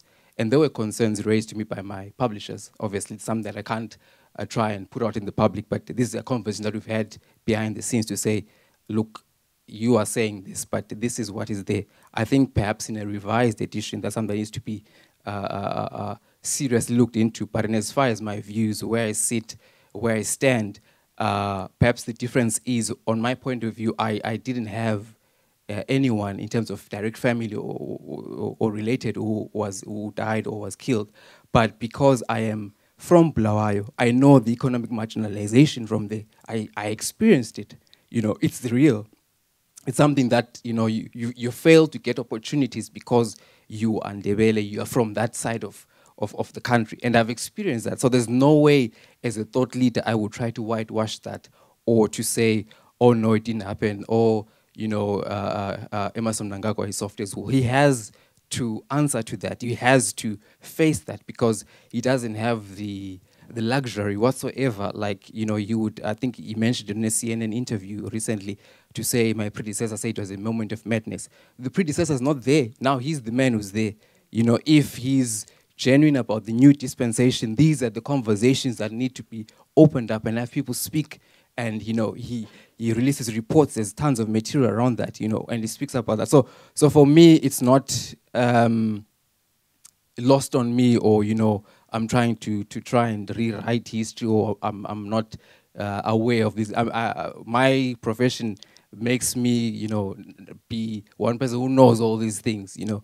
But like I said to you, there are changes that were made, and now I'm seeing, okay, in the final, this is now what appears. But the point that I want to also drive home, sorry taking much time, is the fact that when I sit and I'm thinking in my mind, I'm saying this is the man who was involved in Kukurahundi, and he does not exude some sort of, what's the word? I can't find the word that I'm trying to, but, you know, if you can play dumb, if I can just use it like that, you know, it worries me, because we have these multiple faces that are presented, you know, and for me it sort of like explains this international frenzy which Panashe mentioned earlier on about in the Financial Times, we are now factoring or putting ourselves around the Thatcher, you know, positioning ourselves as the next Thatcher and all these things, you know. There's one face that is projected to the international community, which is different within the domestic, you know, community. So that's for me is really the heart of this many faces of this man, you know, which are there. So I hope maybe that clarifies that. And then to Will, she said to me, your book is, how do I respond to that? It's propaganda. Well, I can't, if you think that way, that it's propaganda, I can't change those thoughts. But I think I'm very clear in terms of who the book says it speaks to who I interview and have their own record to say, can you participate in this project? I'm working on this book, share your story. And opportunities were given to different people to say, can you speak? Would you be willing to share your side of events? So the book takes it from very different vantage points, from the children who are Emmerson Mnangagwa's children, some political allies, people who are in business with him, and they took up that opportunity. And there is one side which feels that their voices were not heard, but what they don't put out there is the fact that the offer was extended equally to them to say, look, I'm very keen to have your side of the story, that it be heard. And now, you know, they would want to cry foul and say, oh, well, yeah, we were not given that opportunity, but the opportunity was extended. The book was written in 3 months. I was sharing offline with some of the panelists here. Within 3 months, within February to April, end of April. So there's a very tight writing schedule, and you can only do so much in that period of time, and people have to be on the ball in terms of responding to requests, because if they don't, then you move away. I mean, you have to move and use the information that you have. So I think perhaps if we have more voices from Zimbabwe, my book is not the most conclusive around the events of November. It tries to capture that moment. There are many narratives, there are many writers who are authoring about the very same thing. I know there's a documentary coming out next month or in January on Netflix around these things, you know. So what we need to have is a multiplicity of voices. What I have a problem with is if we say one person owns the narrative about what happened in November, surely there are different perspectives that we've heard from here, which is what we need so that we understand the dynamics of the Zimbabwean story. So not one person can say they know it all or can explain it in a succinct way. The last part is the escape thing. I think we'll continue that over lunch. Right. I think your book in itself requires a session of its own, because it does bring up all kinds of questions. You did write about the men of the moment. You did write about the person who, I mean, again, I guess another question that always came up was who was going to come after Mugabe. It was a real legitimate thing that everyone awaited. So the subject of your book in itself requires more time than we have. But yeah, I want to allow the other panelists to kind of chip in. Novuyo. Just 2 minutes. So I mean, you know, the idea of in the 19th century, the Ndebeles came, raided the Shonas. Remember that time there was identity was actually not based as in when Ndebele was Shona. That came with colonialism. My point is you actually cannot interpose ways of being in society from one period into another period. It is a fallacious argument, and it was actually used after the fact. It was actually not the basis. It was one of the bases, but very minor basis at the time. If you read the sort of justifications leading up to the genocide, right? In 1980, Zimbabwe became a modern state with a new constitution and a mandate to protect all its citizens. It's a new identity. It is not actually linked. You cannot go back to the 19th century and say we had a modern state with these ideals. That is such a complicated argument you have to go back to, right? So it's a very false argument. And if we lived on retribution, I mean, it goes against our modern idea of humanity and people, right? And the state's rights. So even on a very basic legal level, Zimbabwe as a nation state from 1980 did not have the legal right to do what it did. And it is why, up to now, there's continual denial about the genocide, right? The players, we cannot actually access proper historical facts. Who did what where? Mnangagwa himself continuously denies this, right? It's because there are legal things to worry about and societal things, right? So that's for me, we can't talk about that. But another thing, you don't have to have experienced. So this is one of the biggest problems with the genocide. It's seen as a Ndebele thing because it happened to the Ndebeles. It is a national thing. It affects Zimbabwe. It is Zimbabwe's first sin. And if you follow the patterns, it is so sad. The form of torture, like this, there were proper concentration camps. Think of Germany's Holocaust, proper concentration camps in Matabeleland. And if you follow ZANU-PF's form of torture of the 2,000 victims, right? The anti-government, anti-nationalist, it's actually rooted in that very same form of rhetoric. People were laid down, the MDC protesters in the 2000s were laid down and they were beaten repeatedly on the backs. It's even happened now with the coup. It started from that period, the genocide, that we don't want to look at and understand this pattern where it came from. I mean, the soldier shooting recent, you know, in July, right? Even with visuals, right? This is the sort of the post-truth world we live in. Even with visuals, you had the generals recently coming, right? They're journalists who you can see the soldiers shooting. And then the generals come and they say, oh no, it was a 45-degree angle, he wasn't shooting at the people. It's not our soldiers, it's MTC soldiers, right? That rhetoric started from the genocide. It's a repetitive pattern that keeps happening. And so we need to re-understand. And if you ask Shona, I've spoken to some Shona people, if you tell Shona people exactly what happened during the genocide and ask them, do you condone this? Many of those I've spoken to don't. It was not a Shona versus Ndebele. A special from 5th Brigade, right? Under Mugabe, with Mnangagwa CIO, who called them the DDT to come and take out the Ndebeles, was set up, right? North Korea trained these people. It was not endorsed by the country. Many people in other parts of Zimbabwe didn't know what happened. It's very important to get those historical narratives right, because understanding factually what happened will help us understand what's happening now and the murky truths around this genocide, the constant fictions, the denials, the rewritings, the justifications, right? So it's very key to understand it was a state-sponsored thing. Unless the Shona people come out and publicly say, we endorsed it, we support it, we agree with what happened because we are, paying for these sins, it is just an argument without water, right? It's another one of those foils that are used to try and justify something that cannot be justified. Thanks. So what I would like to say is that I did find it a bit troubling saying, as a Ndebele person, you should have done this, or as a Shona person. I do think that, and to reiterate what you're saying, Novuyo, that it's all of our responsibility. So even for me as a Shona writer, I have to be very aware.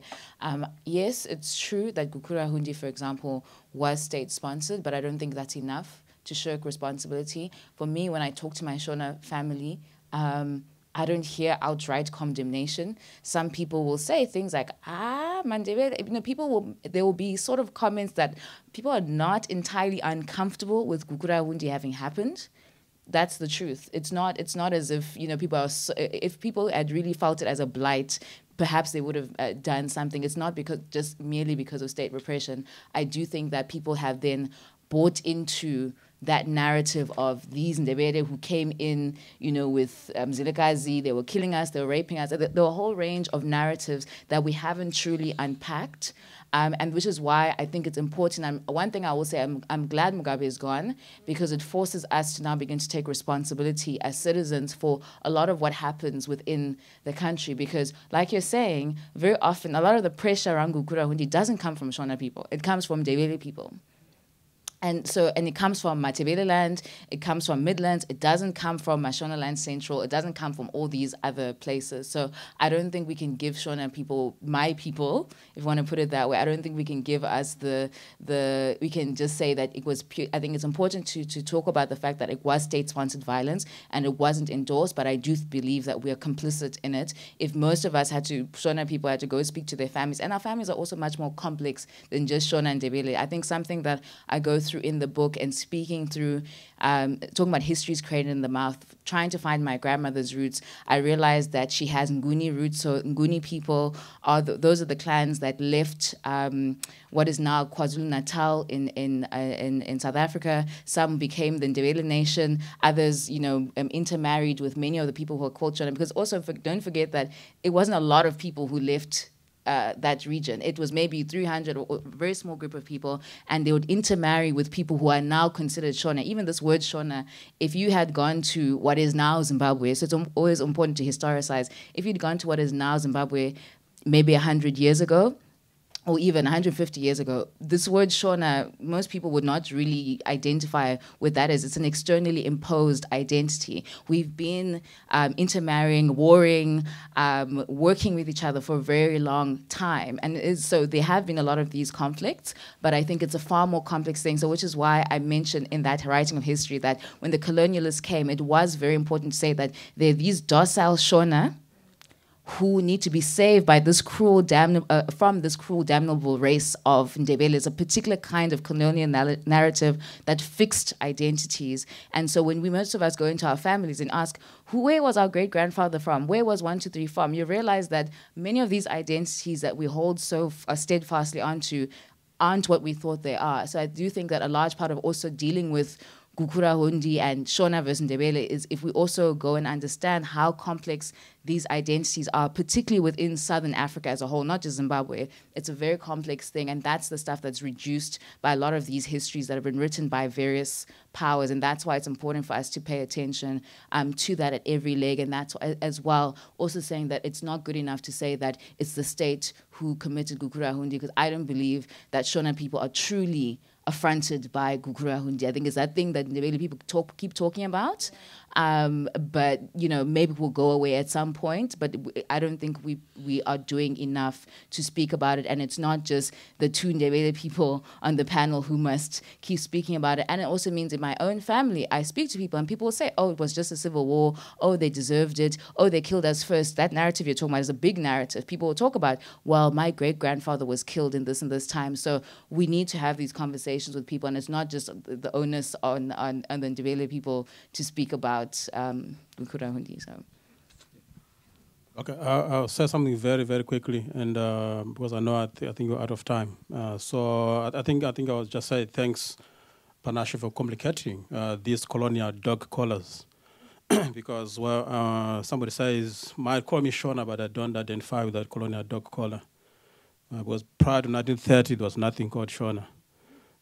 So this is actually part of the colonial engineering process, engineering of natives into subjects, which did a lot of things. It's part of the multiple pathologies of power and multiple layers of colonial traumas that we have not really discussed. And so that's why this issue really needs to be addressed.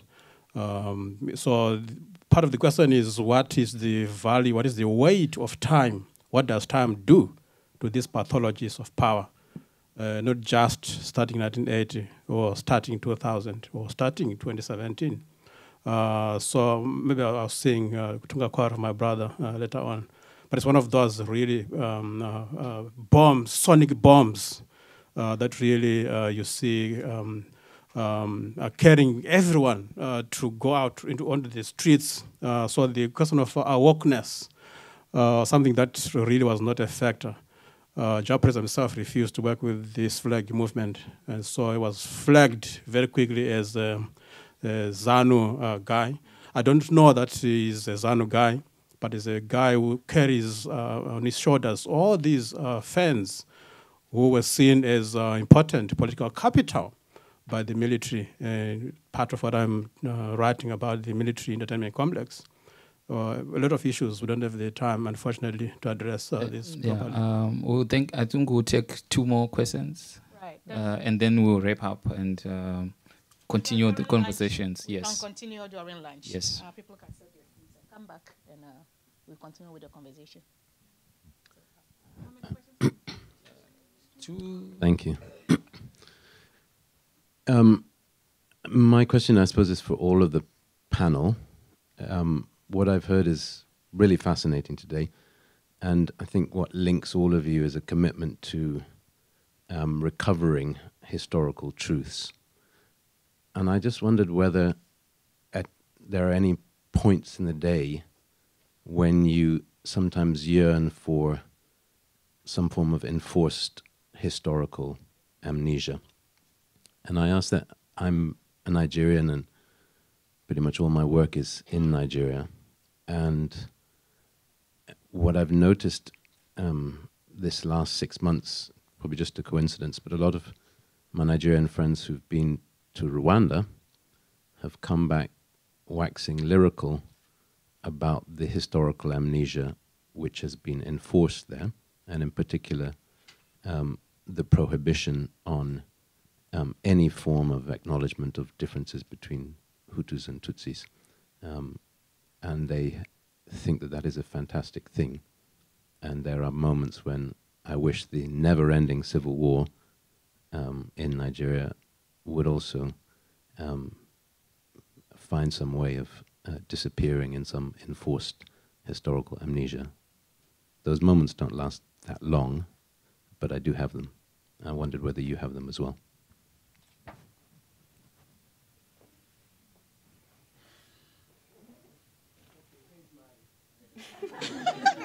Someone raised the hand here.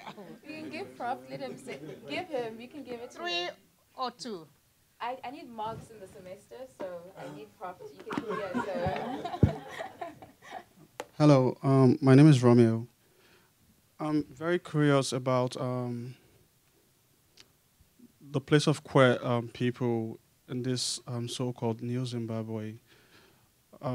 Because, like Paul Kagame, the president of Rwanda, I don't know how to pronounce his name, but ED is kind of like, from opinion pieces I've read about him going to Davos and everything, it's kind of, there's this branding that goes on about him being a new type of African leader with the whole savior mentality and everything. But I think also that when we discuss about new leaders springing up from Africa and trying to address the past and the wrongs that have been done in the past, queer people that have always been marginalized are kind of like sidelined and not talked about. So in writing beyond Mugabe's Zimbabwe, as a queer person from Nigeria, where there's still lots going on and lots to unpack there, I'm curious, like, what's the place of the queer identity in the new Zimbabwe? Is it going to be different from what it is under Mugabe, where queer people were called pigs and criminalized and brutalized also? So I'm just curious to know your thoughts about that. Great. What are you looking for? Okay, so,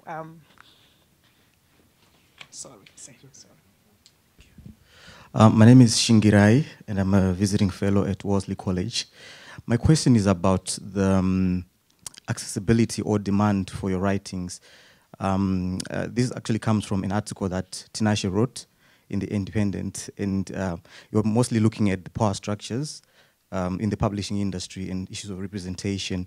So my question is about that, and also generally about your take on the reading culture in Zimbabwe. Do you feel that people still have this deep desire to read substantial books, or maybe there's a shift towards material that's on Twitter, Facebook, that maybe is not very in-depth and is very, brief, easy to digest, easy to respond to? Thank you. So I'll just address just one question, the Rwanda question. So the Rwanda case is interesting in that, before Kagame spoke about that, Rwanda tried to actually deal with this genocide, right? There were the courts. It wasn't perfect.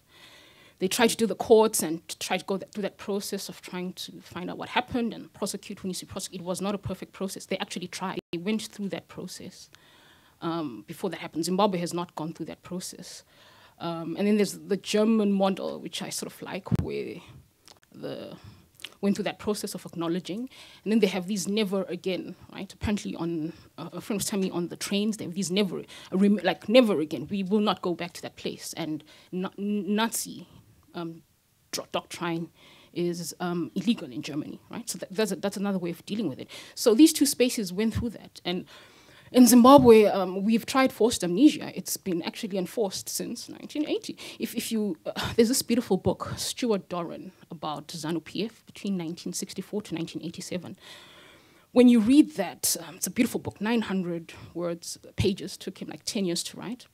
This doctrine of whatever's going on post-independence started pre-independence, right? So there are these little patterns.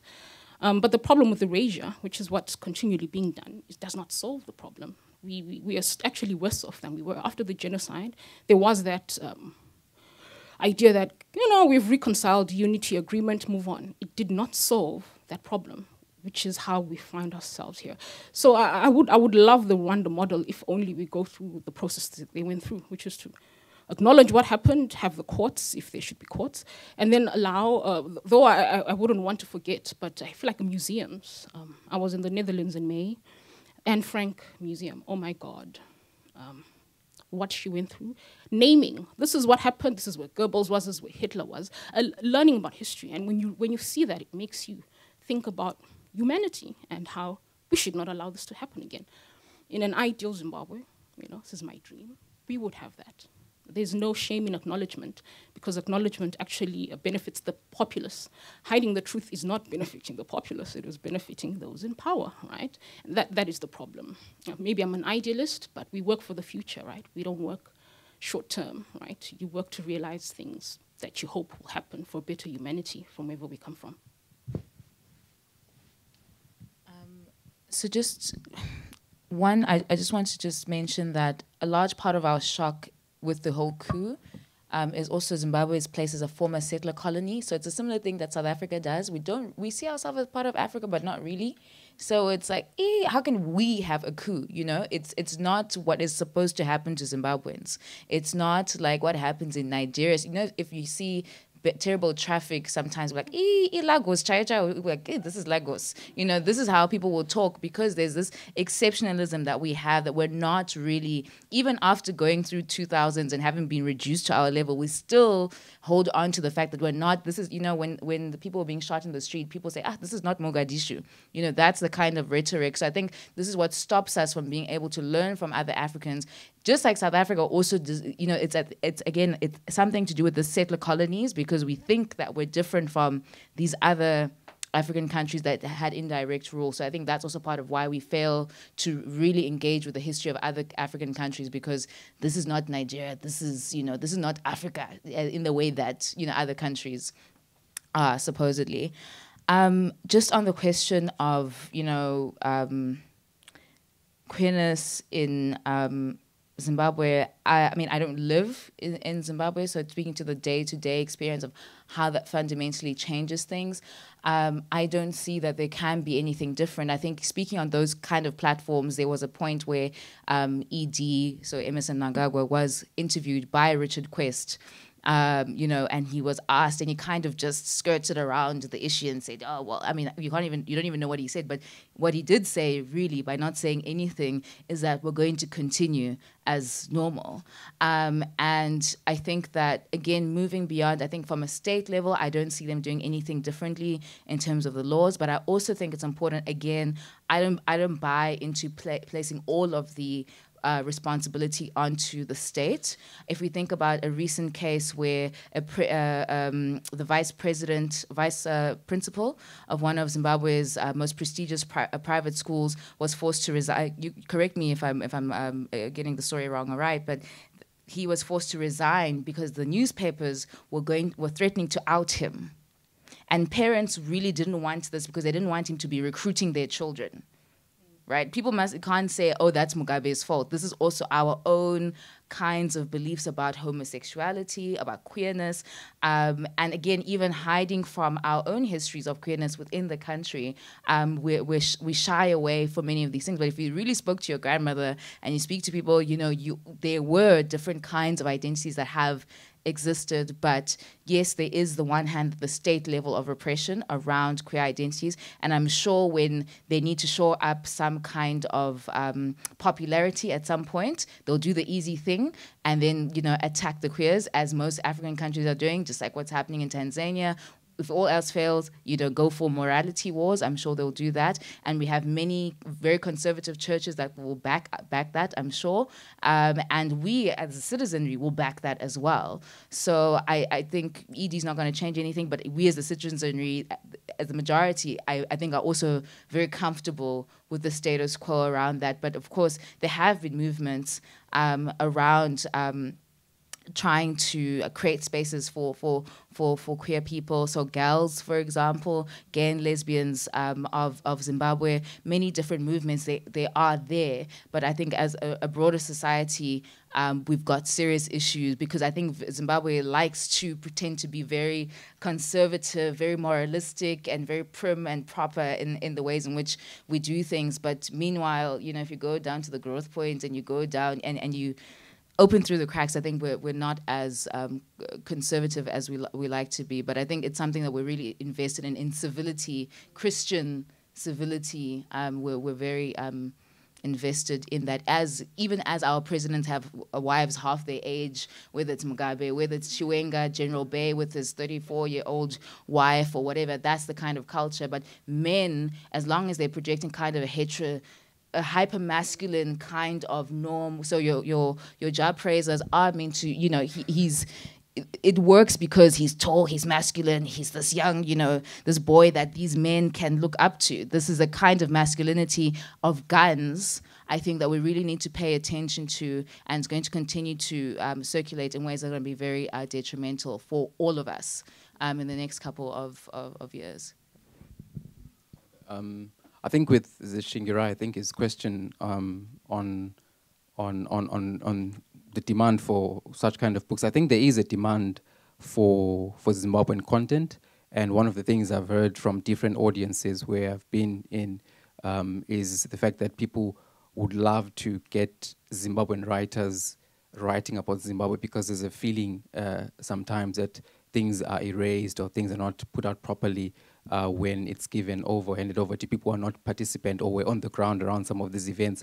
But it's a double-edged sword again, because we sitting in front of you all here, I think all of us are published outside of Zimbabwe again. You know, it's quite ironic, you know, to say that we are not published by anyone locally, but we are writing about issues to do with Zimbabwe. So again, that's another critique to say what exactly is happening. And there are issues of the economy as well. We had an offline conversation about pricing. How much do you price your book in Zimbabwe?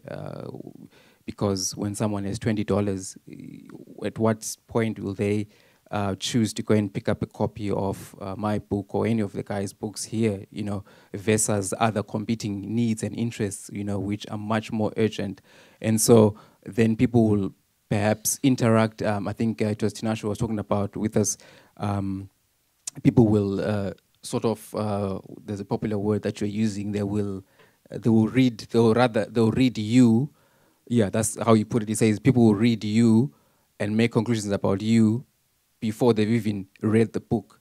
So sitting in front of everyone here, you've read all of us without you know, necessarily having read our books, and you've made a decision, you know, whether you will then take the next step, you know, to read the book. So that's the thing. So whether you're reading as an audience here in front of us, being able to speak to you, or you read previous things that we've put out, you read what we tweet, you read what we put on Facebook, then you make that conclusion, you know, as to whether is it something that you want to part with your money or whatever the case might be. So I think there's that demand for me. I think people definitely want to read Zimbabwean news. My experience as a journalist, people want to read Zimbabwean news, Zimbabwean stories, and if we have Zimbabwean writers, you know, it takes it to a whole new level, which they can say, well, at least I can get in touch with this author, or I know this person, or at least I have contact, and you know, they'll give me feedback around some of these issues. Kukura Hundi, E.T., Japreza, you know, and Panashe. So there's some sort of connection which we sort of like identify in terms of some of the audiences that we've spoken to. People can actually engage us and say, but there, I don't agree. What were you trying to say? You know, here, you know. And I found that feedback very, very rich and necessary, because we then own that story as Zimbabweans, and we can say this is our story and we were part of it. So I think there is, I won't say there's no one wants to read us. There are people who definitely are interested, and we hope to see more writers. Like I said earlier on, as long as we have multiple voices, you know, that's what we need. So many people coming out, writing, and then we get to understand the complexities of Zimbabwe, where we are coming from, the present, and the implications as well for the future. I don't know, Mhoze, if you want to say some last words, or we can just close. Words, I don't know about last words, but again, I think we'll continue. We need to foster. We'll continue the conversations over lunch. So. Okay, wait. Before everyone goes to get some food, I just want to thank you guys for coming. I want to thank our panelists. But I especially want to thank our moderator, who did an amazing job. And just to remind everyone that we have books up here that kind of show a range across genres of what's available, but also there is a digital archive, Reading Zimbabwe, where you can get a more comprehensive view of the books that are out there. So thank you.